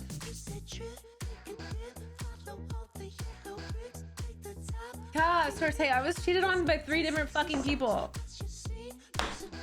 When I was 16, when I was 18, and when I was 19. And then I was celibate for 20, and then I met Glenn. And then I dated Glenn for a while, and then I dated Luke for a while. Luke and I are like gonna be, they're like 3.5 years now. How's my Valo rank? What's partnership on Riot? Yeah, I still remember the very first time I was ever cheated on, because women have spidey senses, okay? Girls, actually a lot of men do too. I can't take that away. I had my spidey senses. No, Crandall, I was not the woman I am today. Okay, no, I was not the woman I am today. Yeah, me too, Mimo. I do Fanhouse, moms. So this works, Fanhouse. I do Fanhouse and Fansly. They're the same thing. Here's my feed. OnlyFans. Oh, you want naked stuff? See, I'm not a fan of the naked stuff. I like clothed. I think it's sexier to me. No, yeah. No. I didn't know my worth at all then. And so I wasn't living in my worth.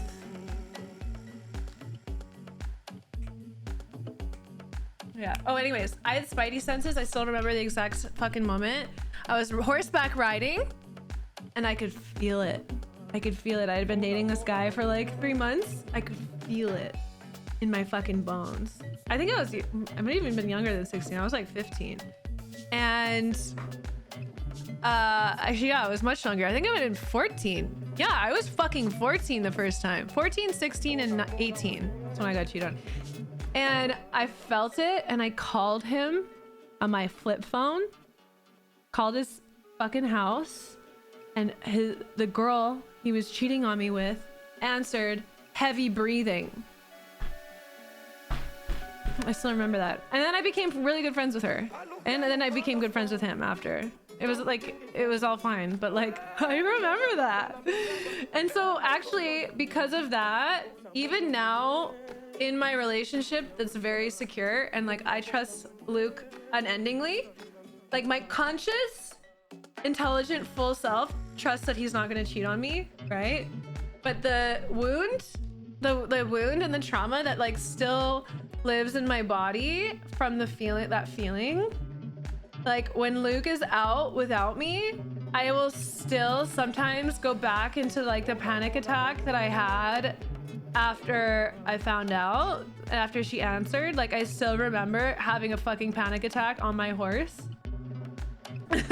Like I remember that, but like that trauma still lives within me, even though I've reimagined that experience and like rehealed that. But I'll still be like, I know I'm being crazy right now. I know you're not cheating on me. I know you're probably not even talking to other girls. However, I just want to tell you that I'm having a panic attack. This is crazy. Yeah. So it's like that still lives in me. And so it's just not judging that. And actually, this is a good reminder right now that I need to go back and reimagine those things. Hi, Erin. How are you? I need to go back and reimagine that exact thing, and hopefully that, and then reparent that.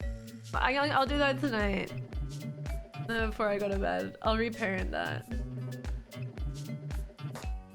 If he has girl like you, how can he cheat? Exactly. Luke won't cheat on me because I've become someone that is absolutely loved and treated like a queen goddess, right? Like that's what I've become. But when I say that I was not like that when I was younger. So I've never cheated in my life. I've never cheated in my life. And I think it's like, you know, when they say like once a cheater, always a cheater, right? Because a lot of people, that means that they've got their own internal trauma, right? That they need validation from others in order to not cheat, right? But like once you've been cheated on, never a cheater. Like I don't know if this stands true, but because Aaron, thank you for the roses. Once you've been cheated on and you know the fucking feeling of it, I would not cheat on my worst enemy. Like it's fucking awful. I know that pain. At the same time, it came back a month ago with my worst and first ex, and I spent the week reevaluating my current. Isn't her either. We're all different. I know that pain. The same came back a month ago.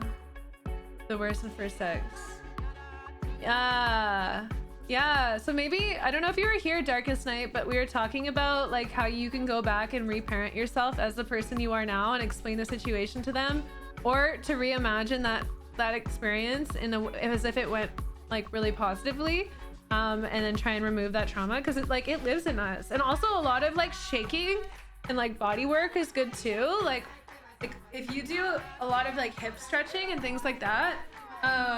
I don't know if anyone else has had this experience. Dark Dutch, thanks for gifting a sub. Welcome. UE8. How do I say your name? But like you'll be doing these really deep hip opening exercises, and you'll be flashed with a memory of the past and start crying. I've started crying so many times in my yoga classes from doing deep hip stretching. It's so crazy. You've forgotten that feeling? It's like a lack of control, feeling of betrayal, but the foresight and feeling of inevitability makes it worse. For me, it's about sacrificing the thought you could have prevented it. Yeah. Totally. The way I re-understand it now is that like it's not not a developing cheating piano. It's not about you. It's not, well, it's about you in the sense that you might have we've probably not cultivated a sense of self-love yet fully, but also it has to do with their feeling that they need validation through sex from others too. So here's my last 3 exes cheated. I'm taking some time. Oh my god, Randall, fuck. Yeah, that's terrible. Well, honest to God, just practice like loving yourself and just knowing that like you're fucking worthy of love and true love and unconditional love and committed love. And what I would say to you is it's time to commit to yourself in a way like you've never done before, and commit to your growth and your love and positive treatment. Like just, we're under this programming that like we have to be hard on ourselves to get results, but in my experience it's actually the opposite. Like I changed through love and understanding and patience and appreciation and acknowledgement and celebration. So I would take this time to like really commit to your own love and see how that changes the types of people that you call in when you're ready. So cool to see you live. Before I quit Twitch, I looked up your entrepreneurial twist. Oh, I looked up to your entrepreneurial twist on Twitch so much. Hope it's been well. Hi, Tara. Well, I'm glad you quit Twitch. Congratulations. That's awesome. You're probably much more productive now. How are you? I do still have the Great Dane. She's at work with Luke right now. What's reparenting? So Sarah, I talked about this on my stream too. I'm going to be saving this VOD if you want to watch it again, but I'll do a quick little blurb on it. It's essentially when you go back as the person you are now and you visualize yourself and you go back and you hold, I always will pick myself up. The girl, I visualize what I looked like at the time. I'll hold her, I'll kiss her, I'll pat her head, and then I'll explain to her why the situation happened, how it often has nothing to do with her, how I love her, her family loves her, how when she begins this journey of self-love, now she's gonna find people that love her more, blah blah blah. Whatever you want to impart on yourself, that would be what advice do you want to give to yourself and how can you love yourself? That's reparenting. If you could go back and parent yourself, and this works a lot when our parents don't always do the best. They're always doing the best they can, but they don't always say the right things or do the right things.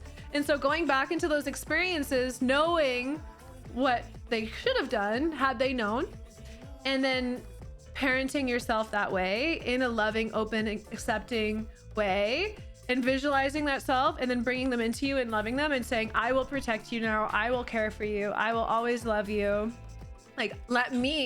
I'm strong enough to do that now. We weren't then. Let me do that for you now. Come with me. Let's fucking live this awesome life.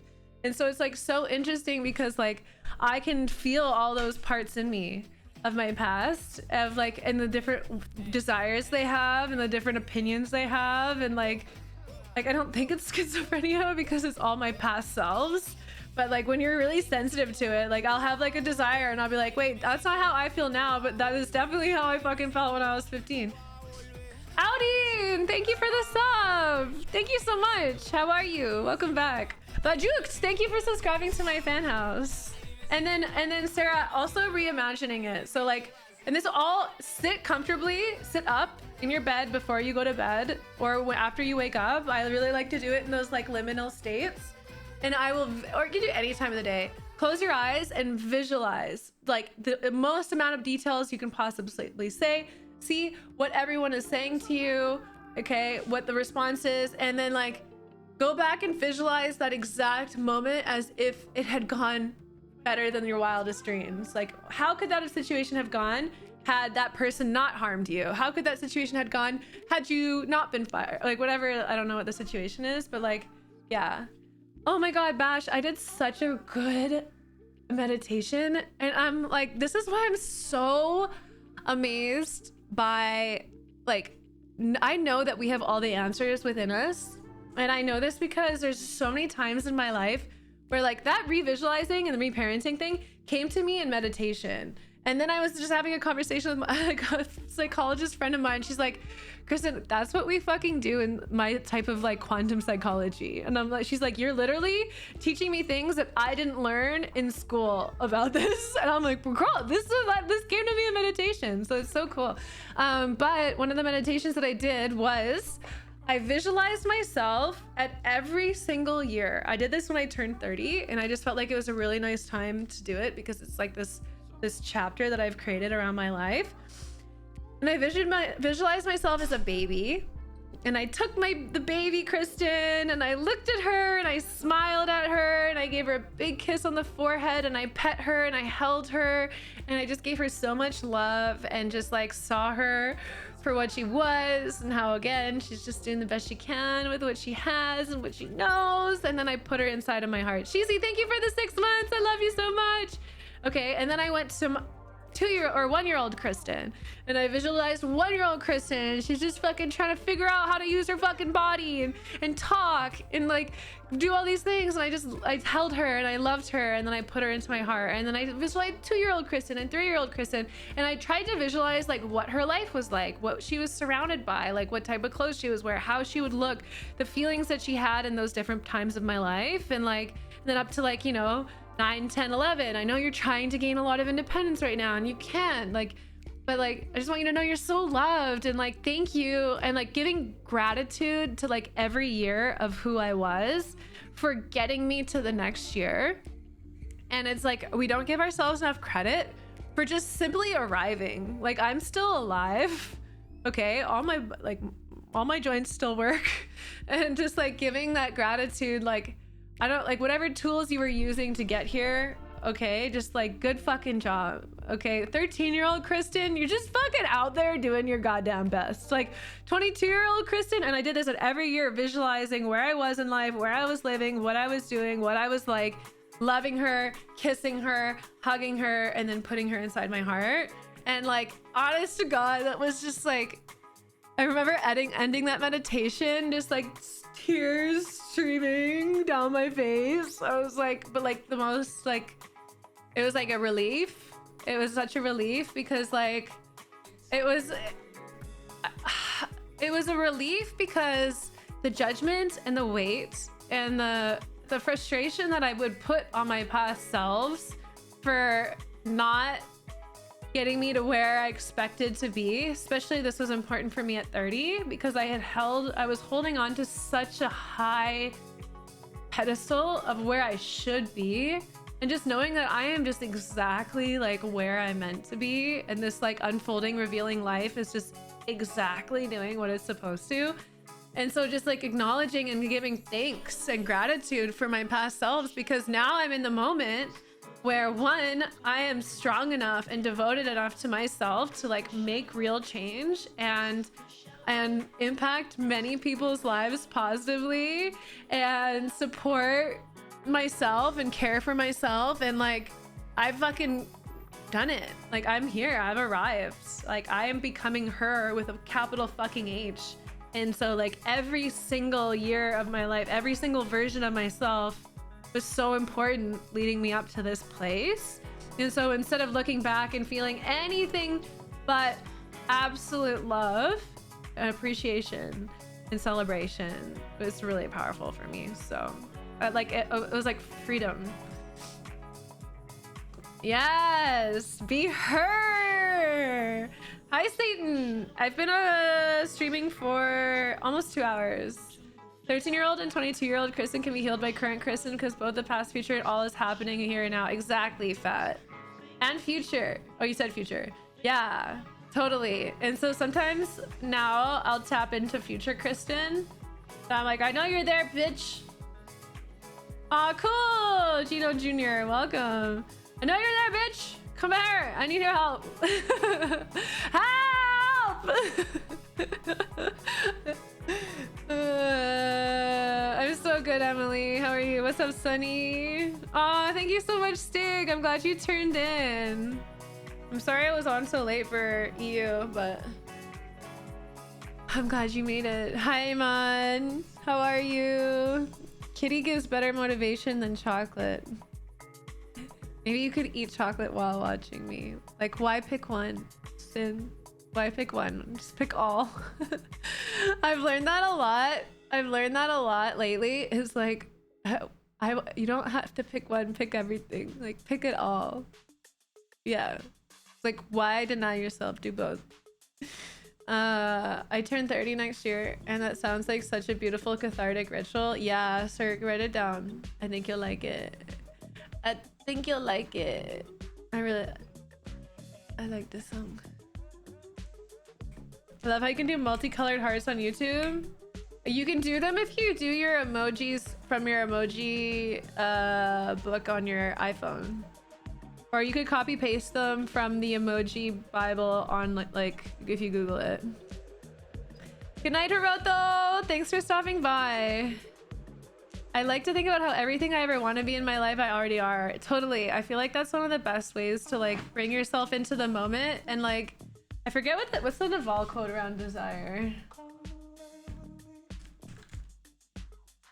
Oh.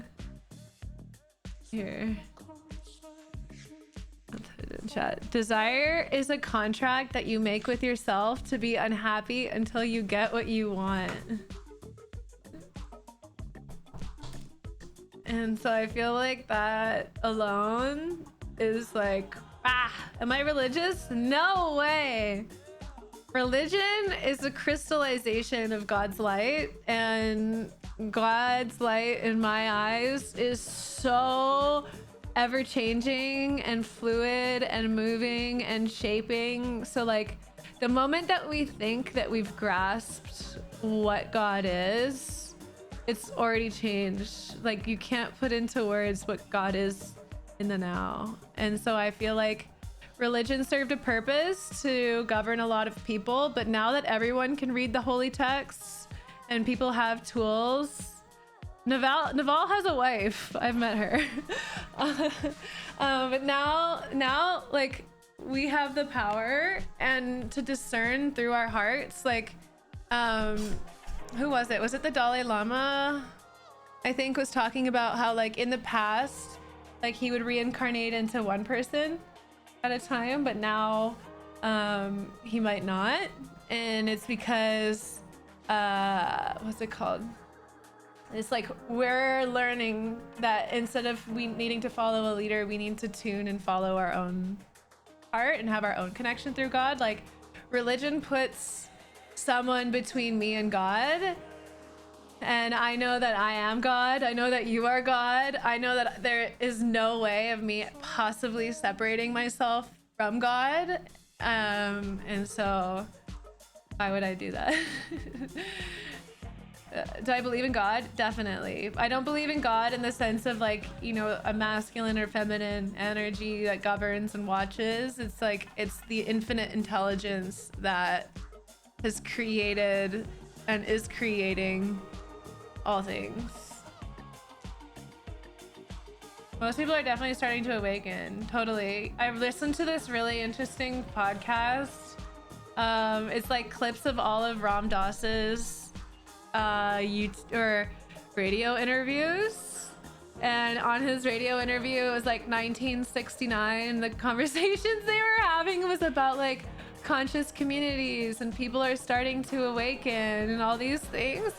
And I was like, oh my God, what the fuck? I was like, this is like, this literally is what I'm talking about all the fucking time. But he's talking about it in 1969. But like, I'm talking about it like it's now. So it's like, yeah, it was just so interesting.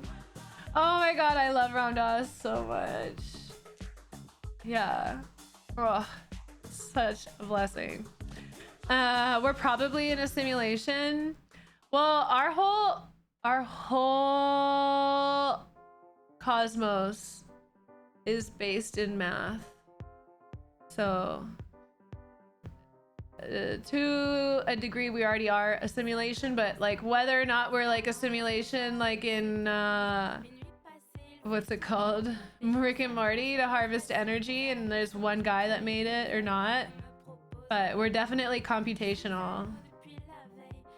We still have free choice. Yeah, to some degree. There's many moments in my life where I was like, I have free choice. And then I'm like, I do not have free choice. Hi, Josh. My experience of free choice, and this is like what my realization came to me through a 5-MeO journey, which is the toad venom or toad poison. You smoke it and you essentially lose your entire sense of identity and are thrust into, for me, I was definitely thrust into like Brahman, which is like the pure potentiality light energy that is like pure ecstasy. And anyways, part of my trip I experienced my understanding of free will, which is that while we are all particles, and the same way that you can like kind of like drive, you can change lanes on the highway, you're a particle in a hurricane. Okay, and so like you can move around in an area. You can probably get pretty far within the hurricane as a water particle, but you're still part of the hurricane. you're still going with the fucking system, and it's still gonna take you over there. Does that make sense? So that's my experience of Free will, so it's like I have free will, but I'm definitely still fulfilling my path. I'm great, Faker. I love that we all get to believe what we want. You did a psychedelic retreat? How cool, Emily! Proud of you. How was it? What was it? Do you have any realizations that you are willing to share? The rules of the game are the laws of physics. This is an interesting thought. I like looking at it like the rules of physics, the law. We call physics laws, but there's still a lot of shit that we can't explain. Like when we just add a you know, like a Greek letter and call that like a constant, like every time that we need to use this Greek letter that is this number, but we can't explain why it is. Yeah. Hi Danny, welcome back. How are you? Our whole Earth is a tiny atom in the whole of the cosmos. Exactly. So like the Earth can move probably within a range, but then there's like a huge range that the movement is governed for it. Queen, thank you so much for subscribing. Oh my god, I want some cake. Does everyone say that to you after your sub? I would like some of your cake, please. How are you? Am I interested in kids? I think so one day. I think so one day. In this moment, no. No, Luke, I would like us to be in a really good place with work and finances before. Like I want us to save enough that if both of us wanted to like take leave and raise the kids for a while, like we could. It is cool to be kind. It was life-changing. It feels so connected to the earth and to the universe. Isn't it so cool? And Emily, you can feel that way all the time too. What I notice is since I've experienced psychedelics, the ease at which I can attain the states is like sober is incredible.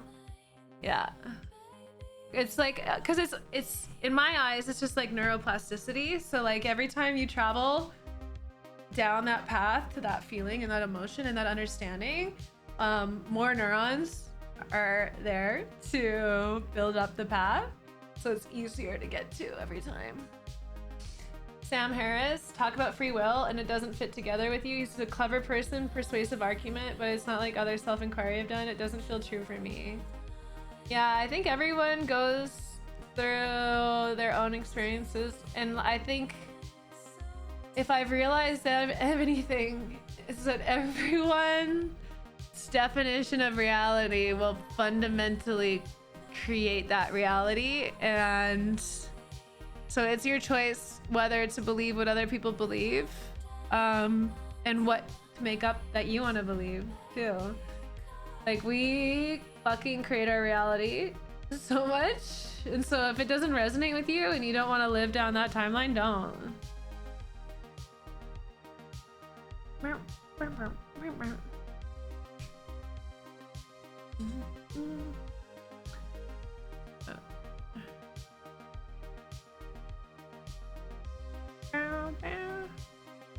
Wait, space doesn't end? Yeah, no, right now we don't know the conceivable universe, and lots of, oh my god, I've been listening to a lot of different podcasts on this, and a lot of different scientists are like talking now about how the possibility of an infinite universe, and how our understanding of like, just because we're only seeing as far as we can see in all directions, and like potentially in our lifetime we're actually gonna see that, oh, the universe exists 100 to 1,000 to 1,000,000 times the size that we actually can even understand, and then learning about the possibility of a fucking infinite universe. Like I think about infinity a lot when I'm on psychedelics, because I feel like it's the closest I come to like being able to perceive it or like get a feeling for it.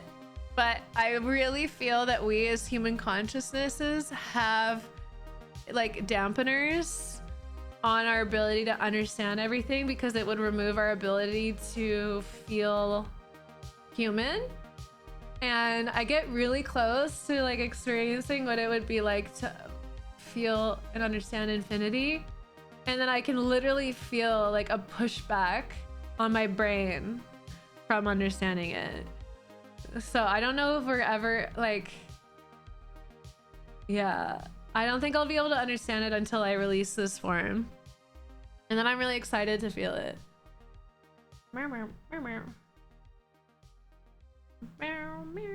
You are not in control of changing your environment experiences from the past. Yeah, but yeah, you are, Shanks. You're capable of changing the way you react to it. So like I was talking about that earlier in stream, like you can have 10 different people that have experienced the exact same type of trauma. One person commits suicide because of it. The other person goes on to become like a positive, loving leader, right? And then everything in between. So it's just like interesting to see how similar trauma differently affects other people. But like we are learning to have the tools to be able to do that. And go back to Stardust. I like that. Well, I mean, you will, sir. Like at some point, your body is going to be decomposed by fungi. And then you're gonna go back to the earth, and then our sun is gonna heat up to a point that's not livable and take over everything, and then our earth will be barraged with asteroids and meteors, and parts of it will break off and go and float through fucking infinity forever. So like depending on your time scale, you will definitely become space dust at some point.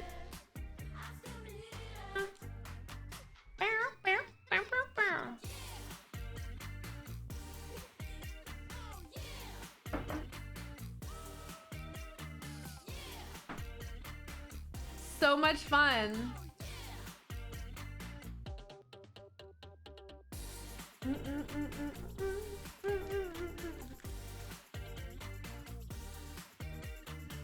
Servant Cat, you were here when Lex came in my YouTube stream?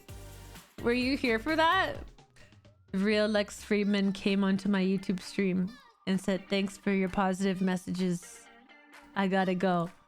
And I said, "Holy fucking shit, you're my favorite fucking podcaster out there right now." And I fangirled. I fangirled. This is like the only person I have a fangirl over right now. And it's like so inspiring for me. I really want to start a podcast. I want to start a podcast. I'm pretty much fucking podcasting right now. How do I do it?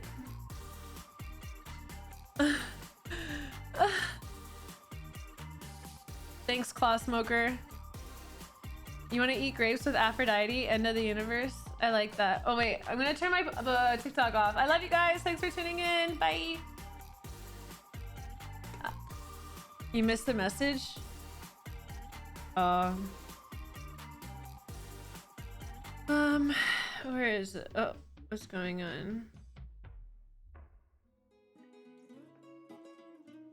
My dishwasher stopped working.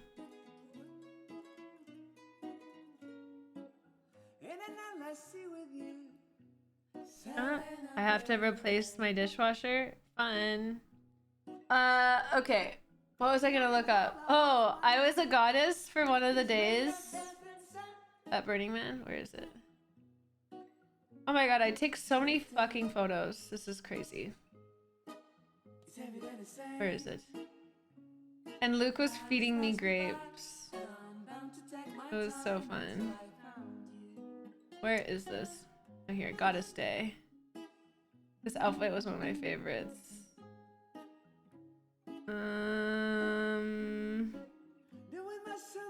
Nani? Oh. Oh. Oh. God, I have so many pictures. Okay, are you?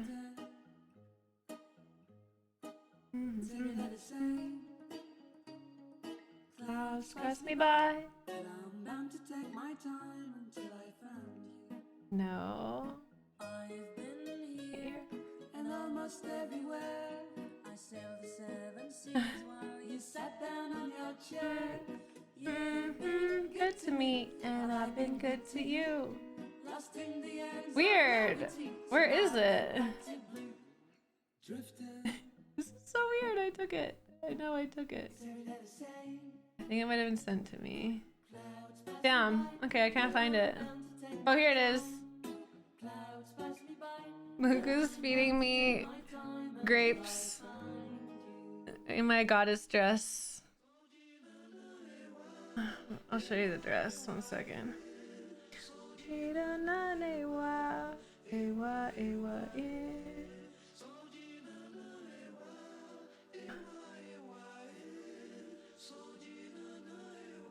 It was like this sheer dress that came down and it went all the way down and open in the front. I wish I got more photos in it. It was so fucking gorgeous.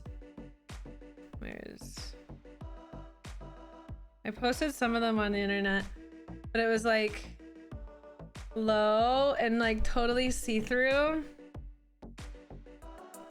I fucking loved it. This is one of my favorite pictures. Wait. I felt like the what's it called? Girl from Star Wars a little bit. Oh, I bought my outfits everywhere. A lot of them were from Etsy, and then I would like change them and update them with like different things. Lots of secondhand.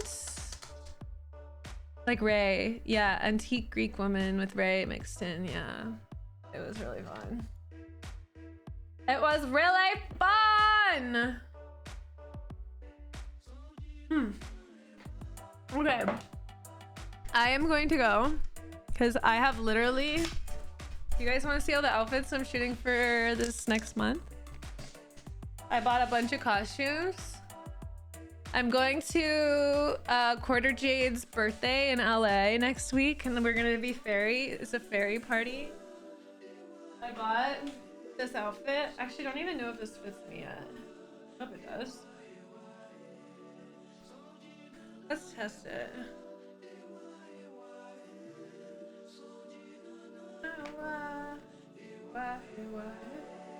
Uh-oh. I'm gonna be like a little holographic fairy. But anyways, I have literally so many costumes next to me that I have to shoot that I'm really excited about for Halloween for Fanhouse and Fancy. Oh. Okay, so far so good. And I got these holographic wings. Is it too short? Oh, bro. Uh-oh. The girls gonna see my coochie.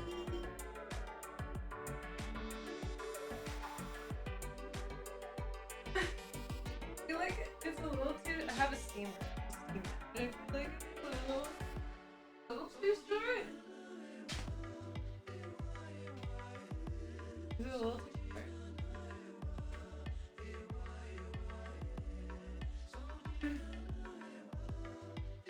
You see what I'm doing here? Are you guys picking up what I'm putting down? A little holographic fairy, bro. They're cute together, right? And then I was gonna wear like cute white tights. I don't know what shoot.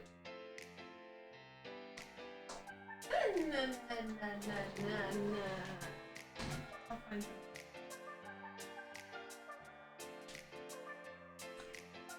Yeah.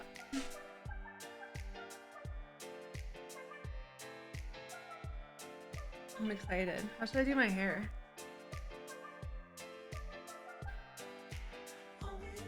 Today is a good level. I am back! Thank you, Tobias. So it attaches to your body in VR. That's so fun! Are you coding it?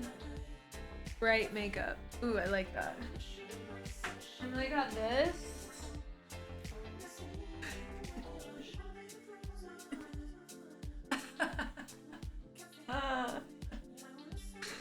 this is the opposite of this. Cool, Kawaii. I would love that. This is gonna be really nice. Oh my god, I'll show you the leather. Let me take this off. BDSM holographic fair. That's what I should. Like, you guys think I should wear both, right? To the fairy party? All the stream girls would be just like all these like cute, pretty fairies. I'm like, black BDSM leather kitty fairy. That would be what else? I just like this is a bit of a trend. This one, too. I think I showed you guys all my oh my god, I have to shoot my latex too. Can someone remind me about that, please? And then this one. I just really like these. You know, you never know. You never know when you're gonna have a place to wear these. So I'm gonna wear these. I'm gonna make this into an outfit for Fanhouse. Yeah, I like. What can I say? I like leather. And then I got these. I've never owned fake chaps. I used to just own real chaps, but I thought that these would be fun. Maybe I could wear the bodysuit with these. Not really the same leather though.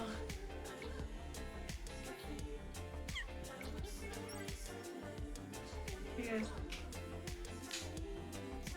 But I saw them and I was like, you know, I think I need some chaps.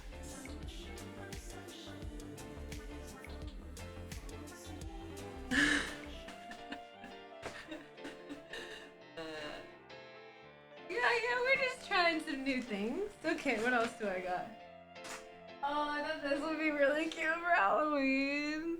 I got like a full proper bodysuit too. I have my Spider-Gwen one. It's just like a cutie little bodysuit, you know? Okay.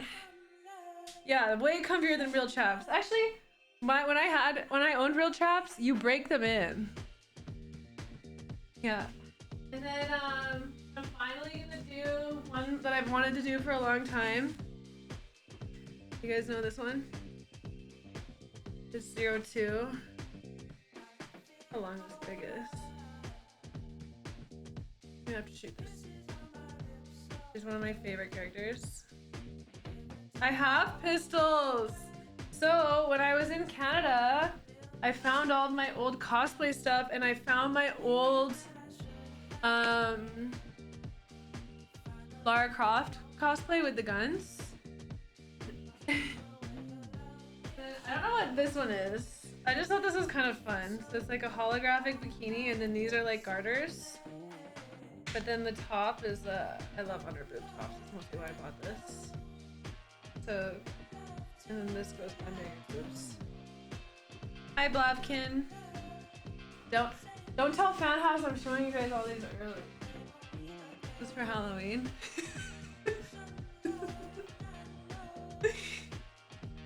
Yep. My size. This is in the top. It's like a, you know, Britney Spears. You know, hit me baby one more time. High up to the top. You know, okay. And then I got another. This is more like a cheerleader skirt. It's just really cute. And then, oh my god, when I saw this, I just like had to have it. But it says a bunny. Still. There's a holographic bunny. And then with the corset on the back. I don't think it's. I don't know if this one will fit me. Which one won the vote? Uh-oh. Wait.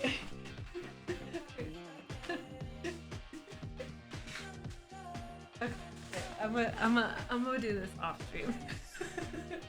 This is too much content for Twitch. Too much content. Okay. Oh, look what I got!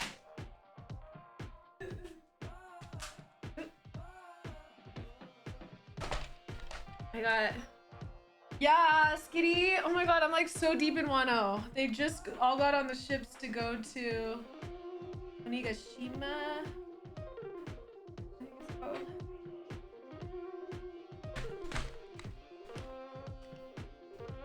This shoots Nerf balls. Holy shit! What does that mean? Ah! Yes, Diva. I also have Diva's full bodysuit because again, I found all my old cosplays, but I'm gonna pair these socks. I just thought this was sexier. So that's another one. Where did that ball go? That is really fun. I didn't realize this was a Nerf gun. But I think it's awesome. Everyone thinks I look like Sophie. I gotta become friends with Sophie and then we gotta hang out. Okay. So I got another pair of bombshell leggings. Oh, I got this dress. Oh, this is really sexy. Oh. Like long, black, see-through. I'll wear that out in Miami. Okay. These ones I'm gonna need some help explaining what exactly they are. This was crotchless. But am I a baker? Am I a baker? Love cookie? What? On the back? Oh, this is, and then there's like a little like, it's a sexy maid chef. Okay. Comes with a garter too. And oh yeah, this.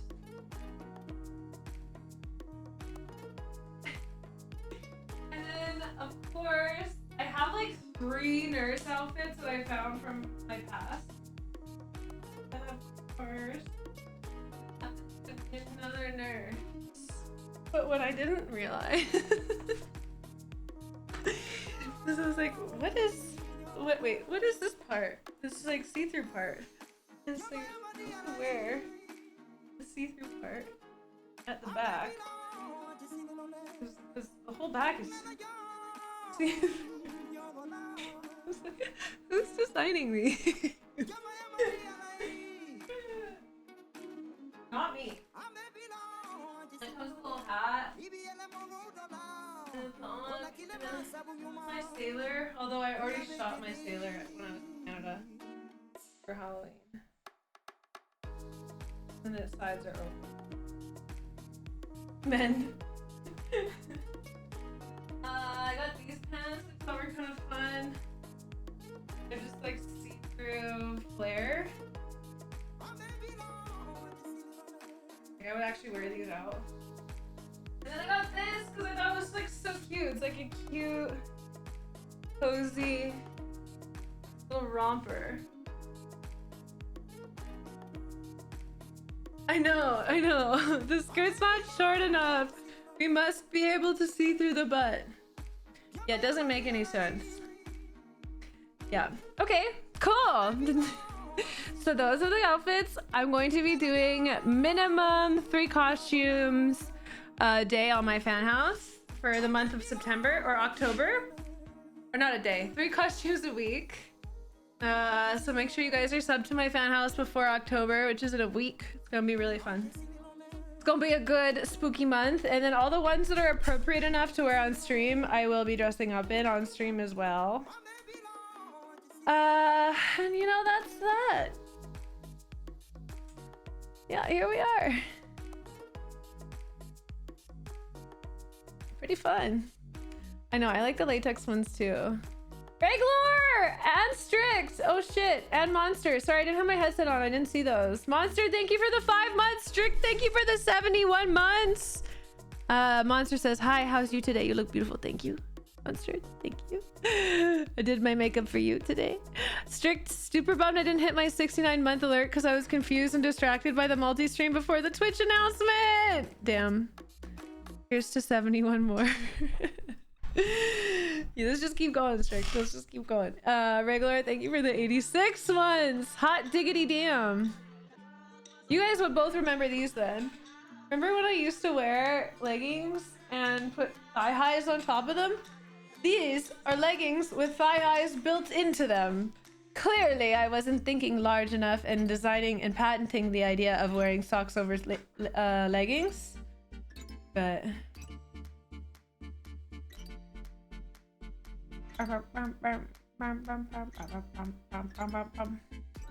active wear queen. Yep.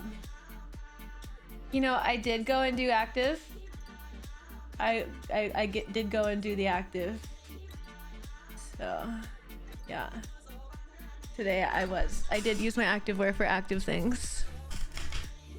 Thank you. Look at my room. It can be from, I zoom in on this. I just got a new lens. Sony sent me one. Wait, is that as far as it goes? Wait. Yeah. Look at this. You can even, I thought that this was too zoomed out. What do you think?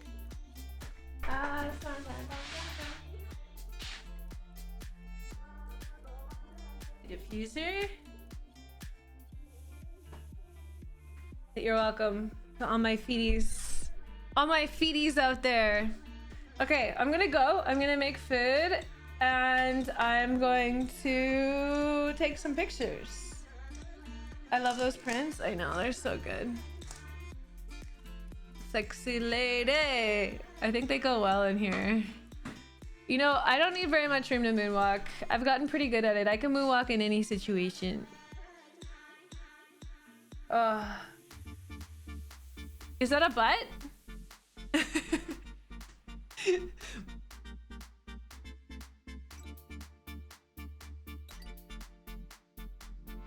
Perfect.